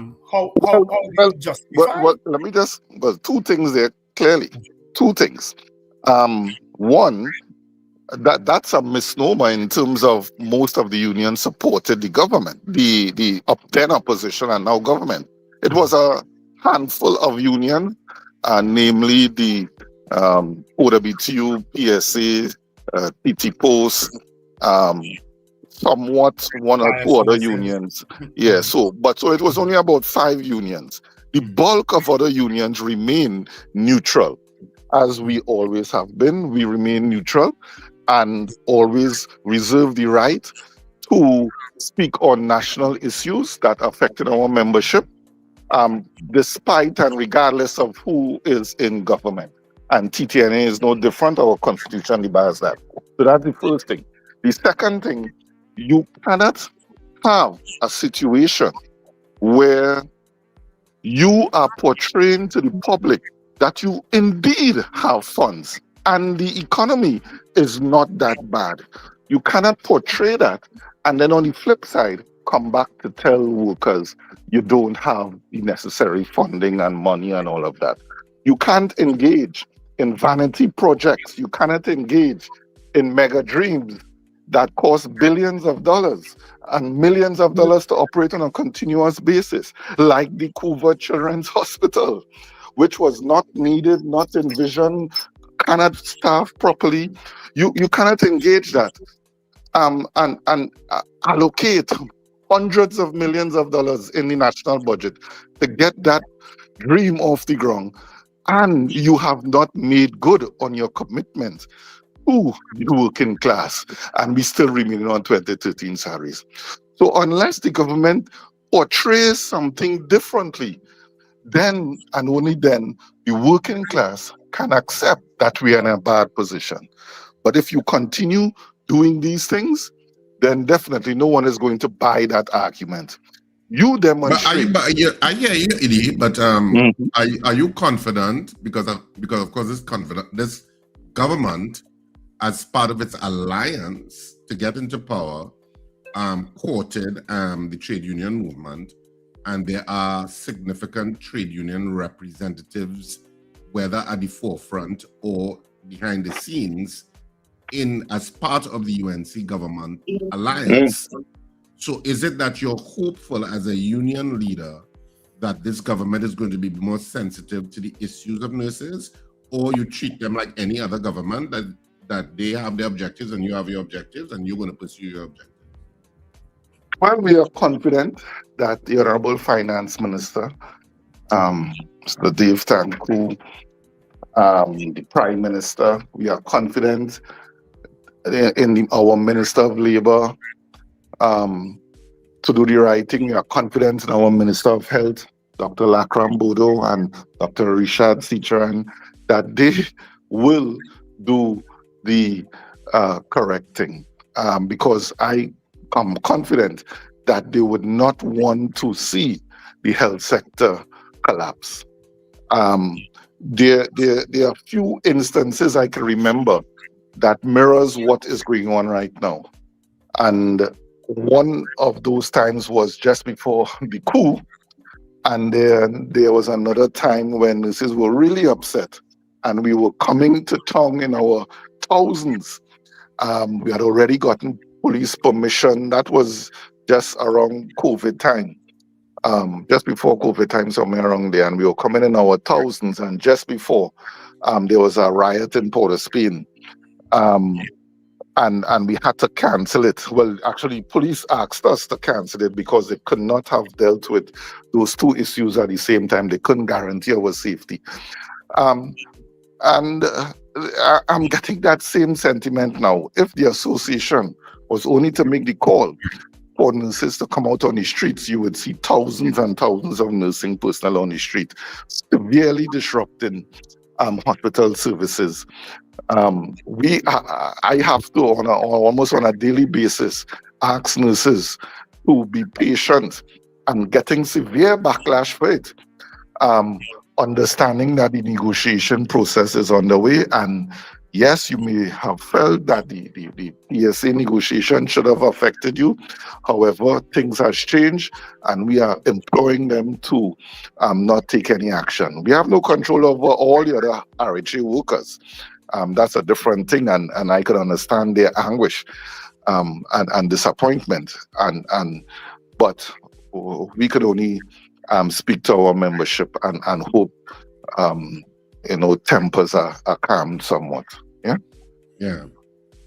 But I mean, with regard to the terms and conditions for nurses, I don't think the society begrudges nurses being paid much better than they are now, and certainly because there's a shortage, and because so many are migrating, you need to make it attractive for them to stay. So logically it should work.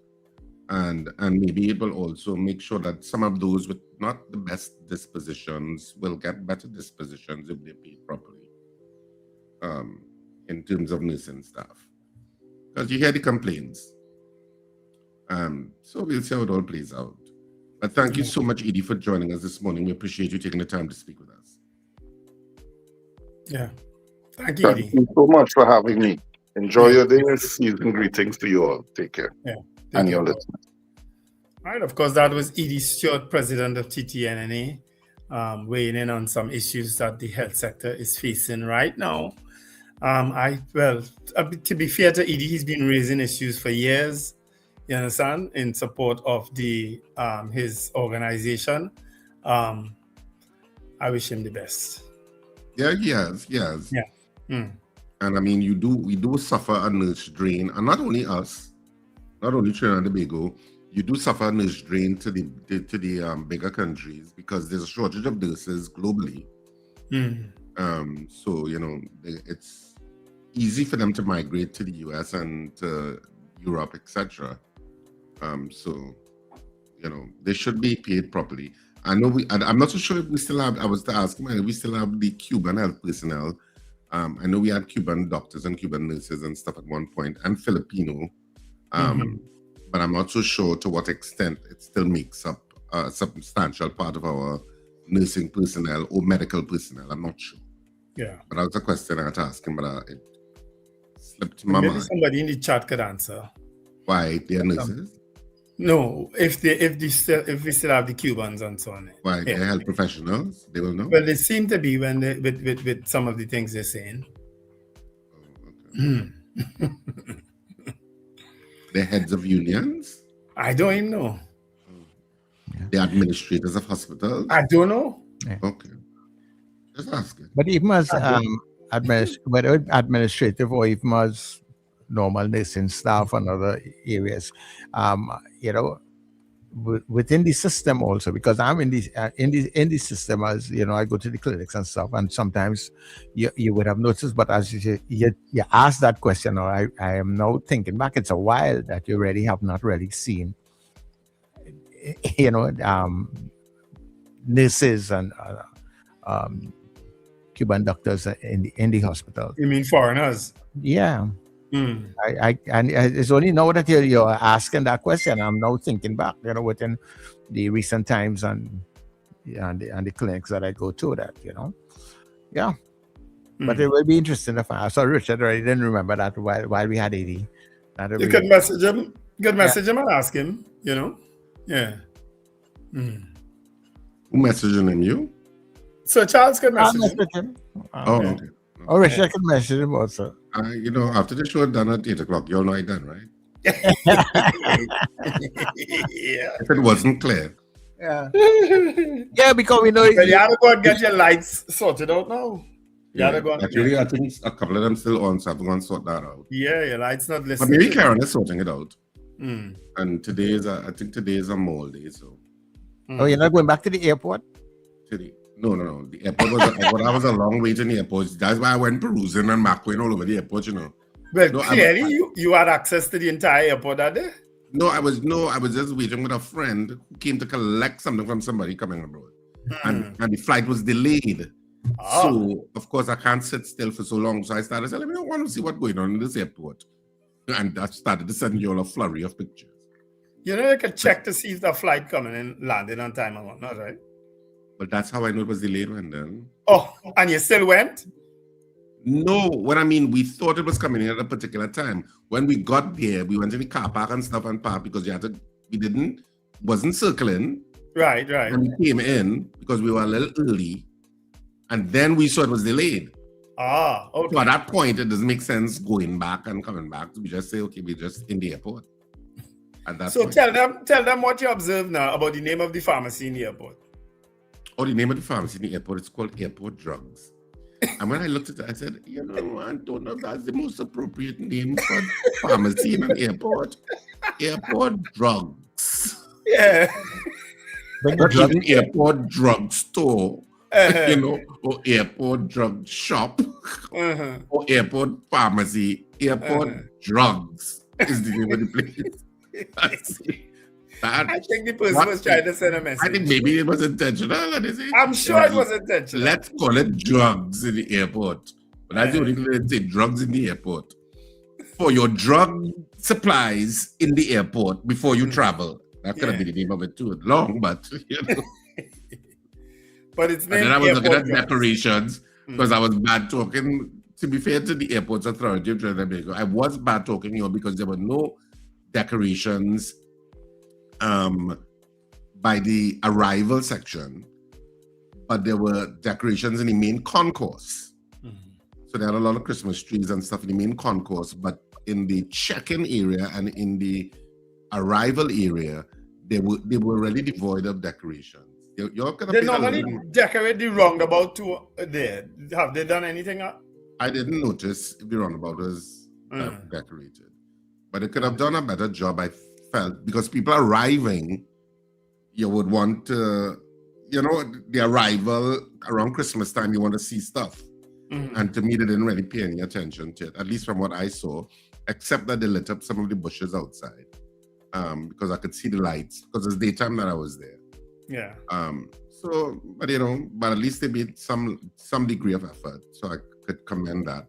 But you know, those little inky-dinky screens that all they have with the arrivals and departures, you all can spend some money to get some bigger screens. Yeah. Because all they do is like they buy a 50-inch television and turn it on its side. And the screen doesn't have the best nits, and the nits, for people who don't know, is the brightness level. So you kind of have to look at it, because if you're in the main concourse, sunlight is streaming in, and of course, if your television set doesn't have sufficient nits, it's not going to be bright enough for you to see. So I felt, you know, Airport Authority, get some bigger, more professional-looking screens now that could tell you easily when you look up departures and arrivals, rather than for some people you have to squint over. It's in there. Is that BW 527? I mean, you know, oh God. Make the airport look a little impressive now. Oh God. But they could also find a way to have a screen on the outside so that you don't have to go inside. Well, they could do all of that too, but make the airport look up, you know, and you know, I call that the color. The airport is painted what I call, nobody else calls it this. I call it the color of colonialism, because it was the color of plenty government buildings in the interior when I was a young attorney or attorney-to-be, when you used to go in the old some beige, a kind of creamy beige. Yes. And it's a very close color to that, which I call the color of colonialism. All of those colonial buildings used to be that color inside. Yeah, and uniform. Yeah. You know, and the part of the uniforms, I call it that color. It's a cousin to that color, if not that color. And I'm like, you know, we're in the Caribbean. They couldn't get an interior designer. I was just being very critical. Sorry, people, because I had a lot of time in the airport. So I was like, couldn't they have gotten an interior designer, somebody who knows colors, to come up with some more interesting colors? Because you're in the Caribbean, so you could make it more interesting. And even in terms of the art that's displayed, and you could make it more, you know, of us and more welcoming. Hold on. Way. Look at the time. It's time for the news. Oh, good. We can.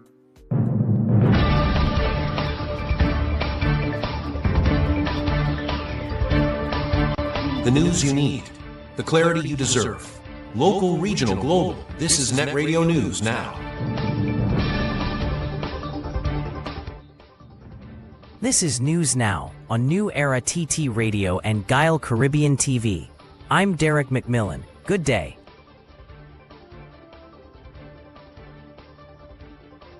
ExxonMobil's work on the Trinidad and Tobago Ultra Deep 1, or TTUD-1 block, is progressing on schedule, with the first seismic survey shot expected around February 2026, according to the Ministry of Energy and Energy Industries. The update followed a high-level meeting involving the U.S. Embassy, ExxonMobil, and Energy Minister Dr. Rudal Munalal, where the company confirmed it has selected a seismic acquisition contractor and plans to begin operations within 6 months of signing the production sharing contract in August. The ministry said the government of Trinidad and Tobago is working to streamline permits and approvals to support the accelerated timeline. The development comes amid strained relations with Venezuela, which recently terminated energy ties. Prime Minister Kamla Persad-Bissessar said the move does not threaten Trinidad and Tobago's energy security, stressing that the country has adequate gas reserves and remains focused on speeding up local energy development.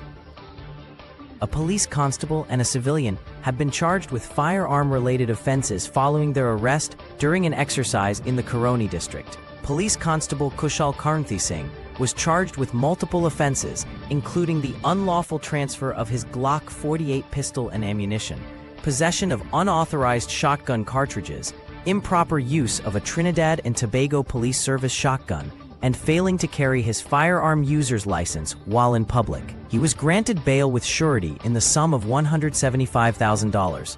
The second accused, Ramjit Ramlochan, was charged with possession of the Glock pistol and ammunition belonging to the officer. He was granted bail of $120,000 and is required to report weekly to the St. Joseph Police Station. Both men are expected to appear at the Hall of Justice on December 17, 2025. Rearrests were made on December 10th during police operations in Coroni. In Tobago, an elderly couple is recovering from a traumatic ordeal after 3 masked intruders forced their way into their home on Monday afternoon. The 89-year-old man was entering his house around 1 p.m. when the attackers stormed inside. He was tied, gagged, and forced to the ground, suffering injuries to his back and head.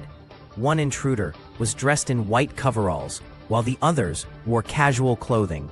His wife, also 89, was ordered to remain seated and was later bound by the men as they searched the house. The intruders escaped with cash, jewelry, electronic devices, a television, a brush cutter, and other personal items. The male victim was taken to the Scarborough General Hospital for treatment. Police are continuing investigations. 2 men were robbed in separate incidents on December 15 in Tunapuna and Aruca as police continue investigations. In the first case, 2 45-year-old men from Cuva and Marabella went to Upper Fairley Street, Bamboo Trace, Tunapuna around 5:30 p.m. to sell an air rifle to a man they met on Facebook. They were lured behind a house, where 3 armed men confronted them and announced a robbery. The attackers escaped with the air rifle, cash, jewelry, and 2 cell phones. One victim injured his knees while fleeing. In a separate incident at Trin City Mall, a 34-year-old man was robbed of over $40,000 in cash by 2 masked men who fled in a white Nissan wagon. The United States has carried out 3 more lethal strikes in international waters, killing 8 people as tensions grow between Washington and neighboring Venezuela. U.S. Southern Command said the strikes targeted 3 vessels it claims were operated by designated terrorist organizations involved in narco-trafficking along known Eastern Pacific routes. U.S. officials say intelligence confirmed the boats were transporting illegal drugs. Since September, at least 95 people have been killed in more than 20 similar U.S. operations. The Trump administration says the strikes are part of its anti-drug campaign, while Venezuela has accused the U.S. of using force to destabilize the Maduro government. In Trinidad and Tobago, the Kamla Persad-Bissessar administration has backed U.S. anti-drug efforts and recently approved access for U.S. military aircraft at local airports, a move that has sparked debate over national security and sovereignty. Internationally, the Trump administration has expanded its U.S. travel ban, adding 5 more countries to the list of nations whose citizens are barred from entering the United States, while imposing new restrictions on others. The decision was announced on Tuesday as part of efforts to tighten immigration and entry standards, following the recent arrest of an Afghan national accused of shooting 2 National Guard troops near the White House. The new countries added to the full ban are Burkina Faso, Mali, Niger, South Sudan, and Syria. Travel has also been fully restricted for holders of Palestinian Authority-issued travel documents. In addition, 15 countries, including Nigeria, Senegal, Zimbabwe, and Tanzania, will now face partial restrictions. The White House said the measures were necessary due to concerns over document fraud, visa overstays, lack of cooperation on deportations, and national security risks. The expanded ban builds on restrictions first announced in June, reviving a policy central to President Trump's first term. And that's news at this time. That was news now. Stay informed with new Era TT Radio, Net Radio. It's Christmas. Can't do it without black cake, homemade bread, sweet bread, pone, pastel, and punch creme. Get it at Val's Kitchen in Dabadi. To place your order, call 758-0148. Yes, delivery can be arranged. Val's Kitchen, Dabadi. Black cake I love, with one shall be my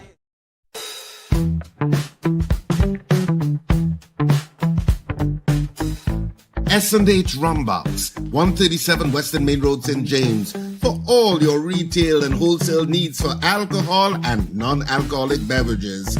Call us at 686-0599 or visit us at 137 Western Main Road, St. James. S&H Rumbox, drinking out of the box. Charmflair Auto Services Limited, your one-stop auto repair shop, located at number 1 Industrial Lane, Charmflair, right opposite the brewery on the Eastern Main Road. Yes, we do it all. Repairs to all makes and models, from your everyday sedan to SUVs, light trucks, pickups, and panel vans. We're also the sole distributors of Devante tires, certified VTS inspection station, plus a wide range of services: oil change, front end and suspension repairs, tune-ups, tire alignment, batteries, electrical work, radiator and cooling system, AC repairs, and accessories galore. We offer pickup and drop-off service too. Call us today at 662-6545 or 662-6572. Follow us on Instagram and Facebook. Charmflair Auto Services Limited, number 1 Industrial Lane, Charmflair. We do it all. Looking for pet supplies that wouldn't bite? Visit Bow Wow Supply Limited, your friendly family-owned pet store at the corner of Cane Farm Avenue and 5th Street West, Cane Farm, Trent City. We offer fabulous prices, great service, and a wide range of foods, treats, toys, grooming products, and accessories. Everything your pet needs in one place. We are open Monday to Friday, 10 a.m. to 7 p.m. Saturdays from 9 a.m. to 6 p.m. Sundays from 9 a.m. to 1 p.m. Coming today, Bow Wow Supply Limited, Cane Farm Avenue and 5th Street West, Cane Farm, Trent City. Your pet's friendly place. Call us at 640-7184. Ho, ho, ho! This Christmas, small businesses, this one's just for you. Get your brand, your product, your business in front of thousands every single day on New Era TT Radio, Net Radio, and Gaia Caribbean TV. And here's the gift you've been waiting for. Radio and television advertising has never been more affordable anywhere else. We are talking unbelievable real rates. Prices no one else can offer you for primetime slots that put your business right where your customers are watching and listening. So, call us today at 299-5156 and turn your Christmas into real results and real profits with affordable advertising so you too can say Merry Christmas!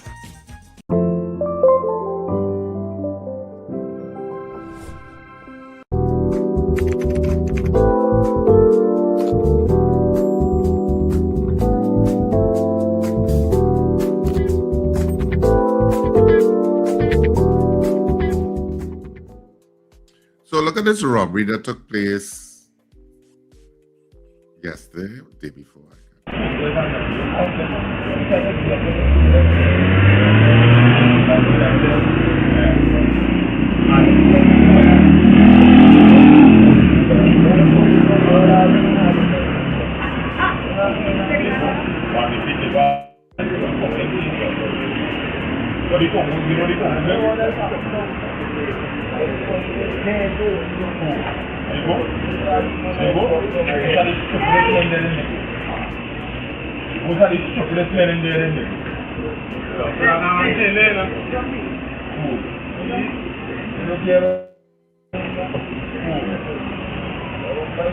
I talking to you. I don't matter. I don't fucking matter. Right now. Huh?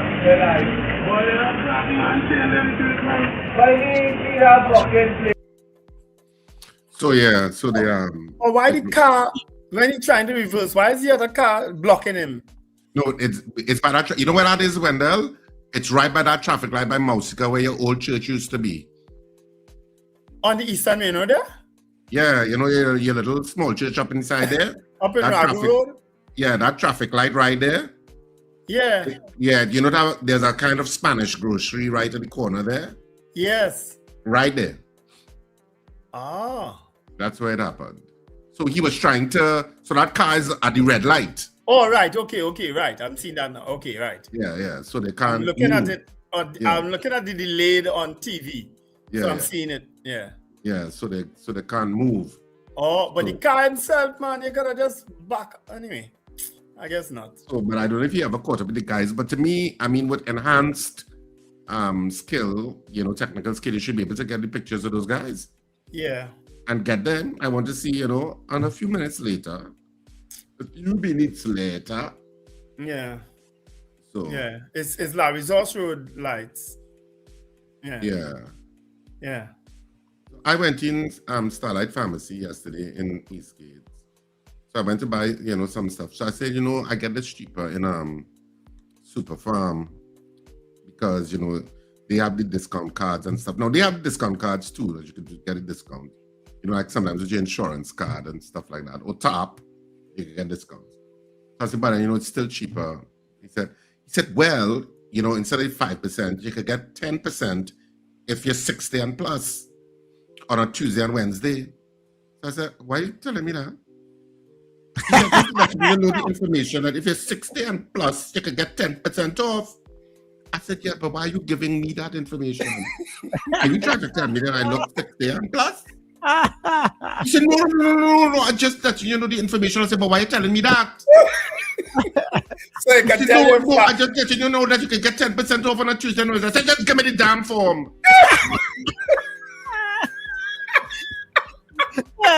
Uncle. You're lucky you didn't say uncle, true. Yeah. You say uncle again. Or pops. I got the form. I filled it out, but the card comes one time in the form. I said, could you all have marked 60 plus any bigger on that card? I said, is it possible that you all can get it any bigger? Yeah. So I said, anytime you whip out that card, everybody know there could be somebody 10 people down in the line. They can say, hey, you have a 60 plus card. Listen, the pharmacy in Massey also does a discount on a Wednesday. You know that every Wednesday. There's what? The pharmacies in Massey now have been franchised out, but you can still use your Massey card. Yeah. But you're actually paying at the at that counter. You know, they do a 10% on a Wednesday. For what? Yeah. A 10% for what? For drugs. Anything at the pharmacy. Actually. I know for what? What card? No, it's not a card. They just naturally do that on a Wednesday. There's a 10% off for anybody that walk in? Yeah. So a child coming to buy a child's chocolate, you're getting it 10% less? Well, Massey, in that little pharmacy, don't have chocolate. Well, they may have little snacks and so on. Yeah. But yeah. But if you want, you could go and see what else you could get for your over 60 thing. No, this happened to a friend of mine. I was just pretending it was me.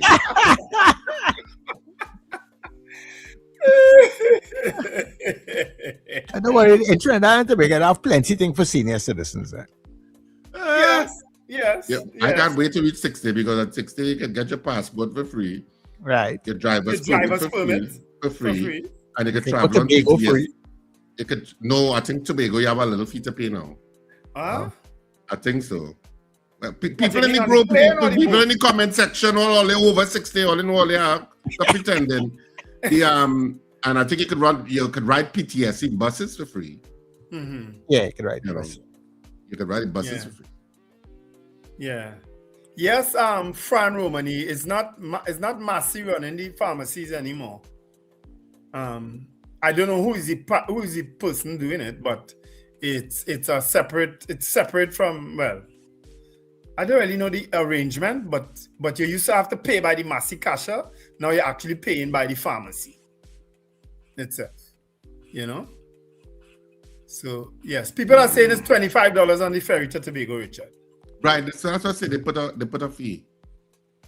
You wake up people on the chat there that are over 60 talk, boy. And your 60 plus card. You wake them up. You wake them up. Is there anybody under 60 who listen to us? Please let us know. Please put something in the chat now to let us know you're under 60. Mrs. R. Oh, she looked like, but anyway. She under 60. What you going on say there, Wanda? Nothing.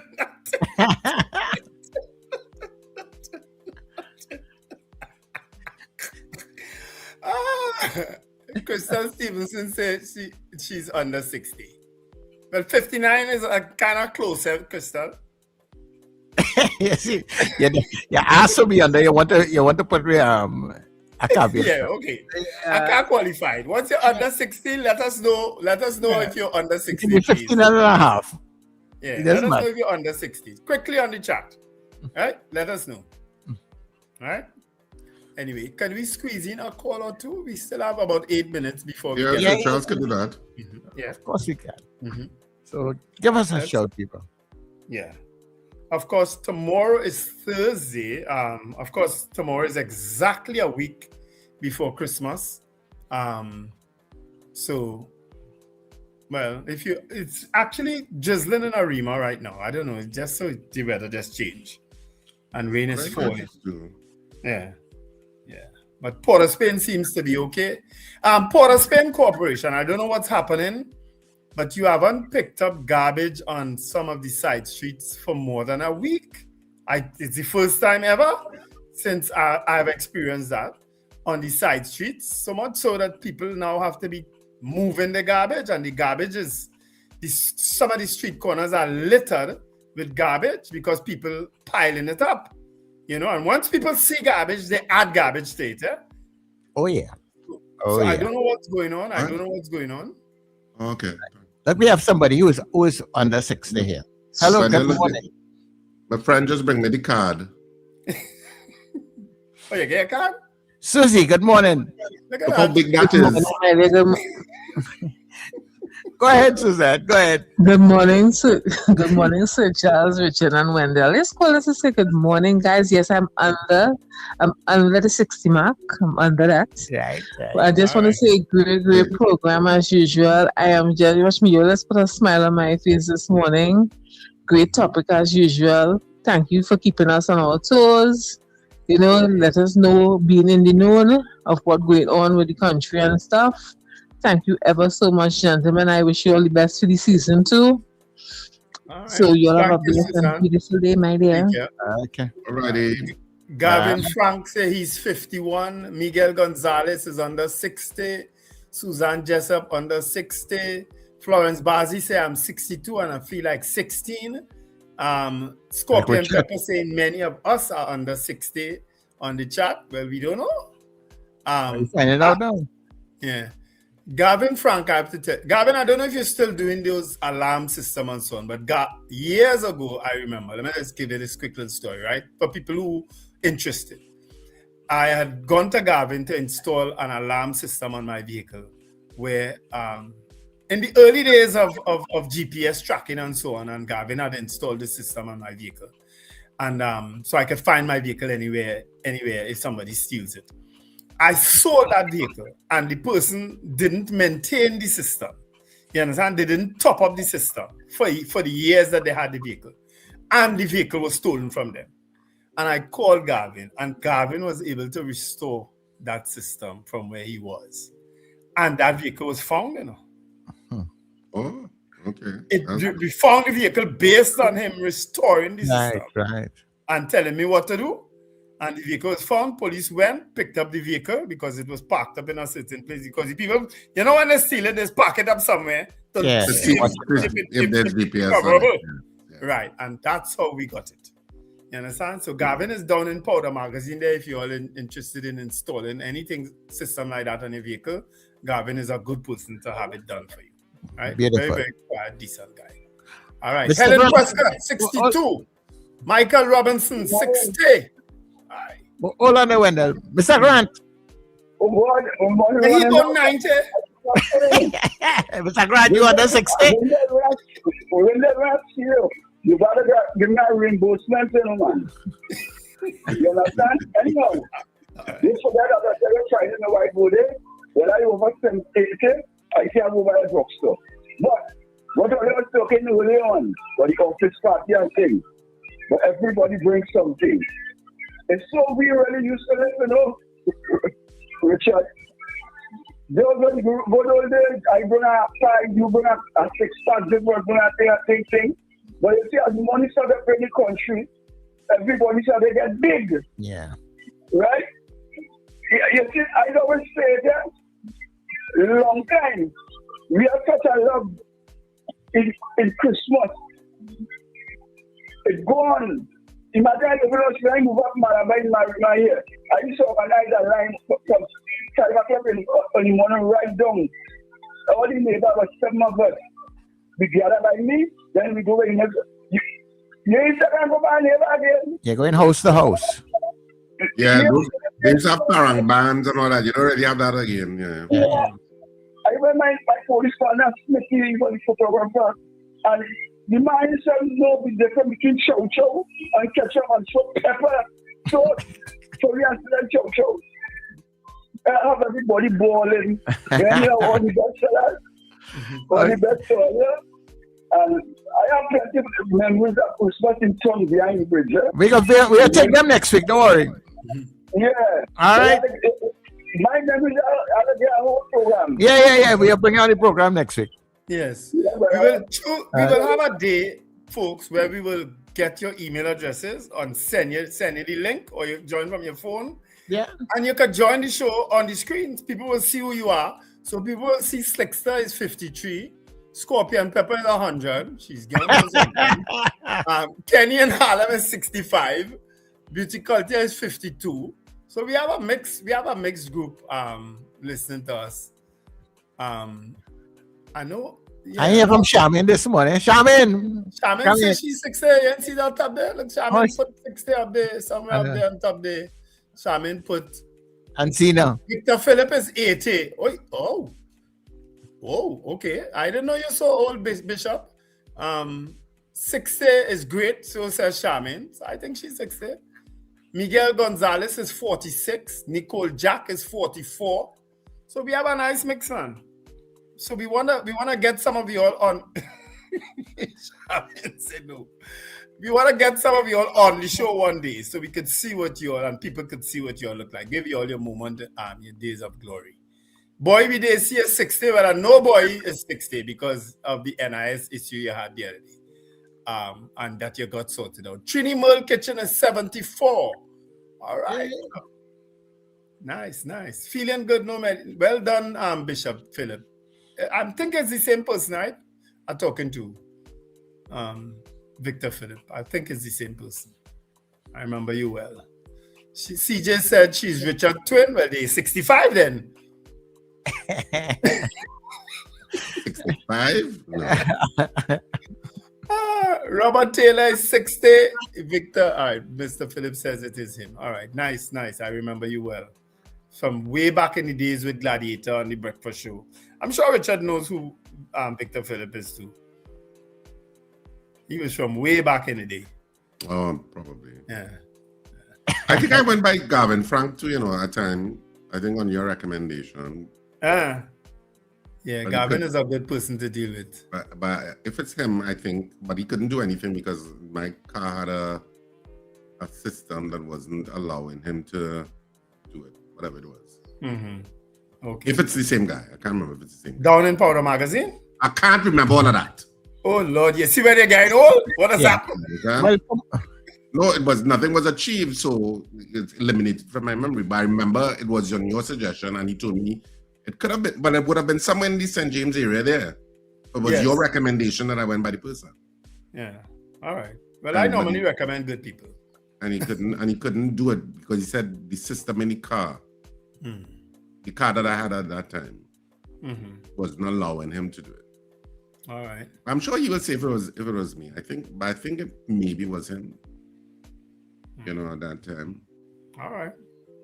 All right. Michael Cadet, 71. We're getting some good ages here from people. All right. So great to have you all on the show. You all make this show what it is. You understand? You all keep us young. You see? Watch that.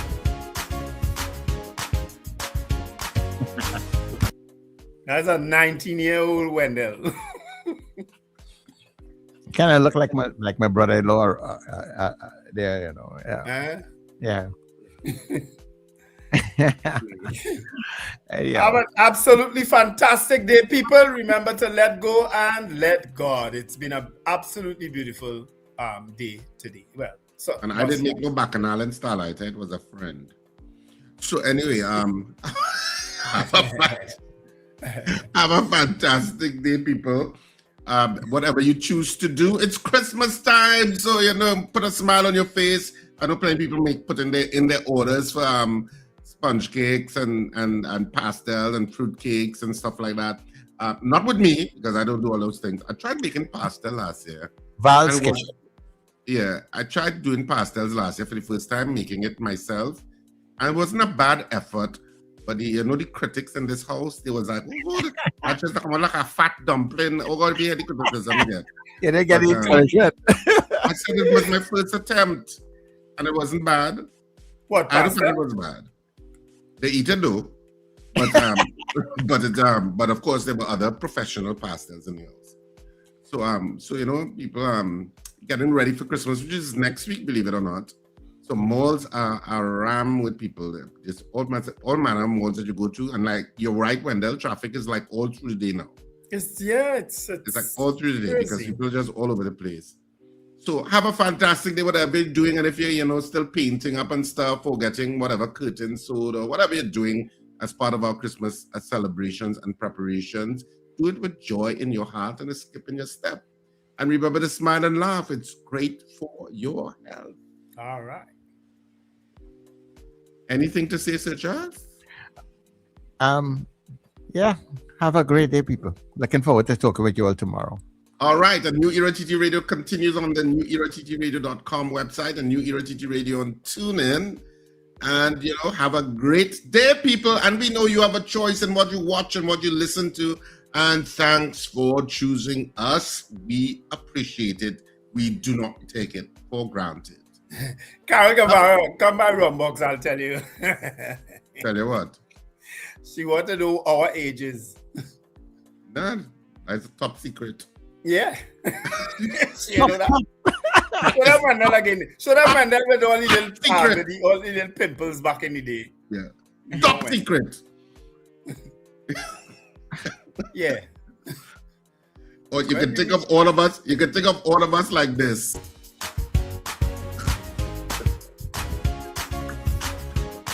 Have a fantastic day. It's been the Breakfast Show. Yeah.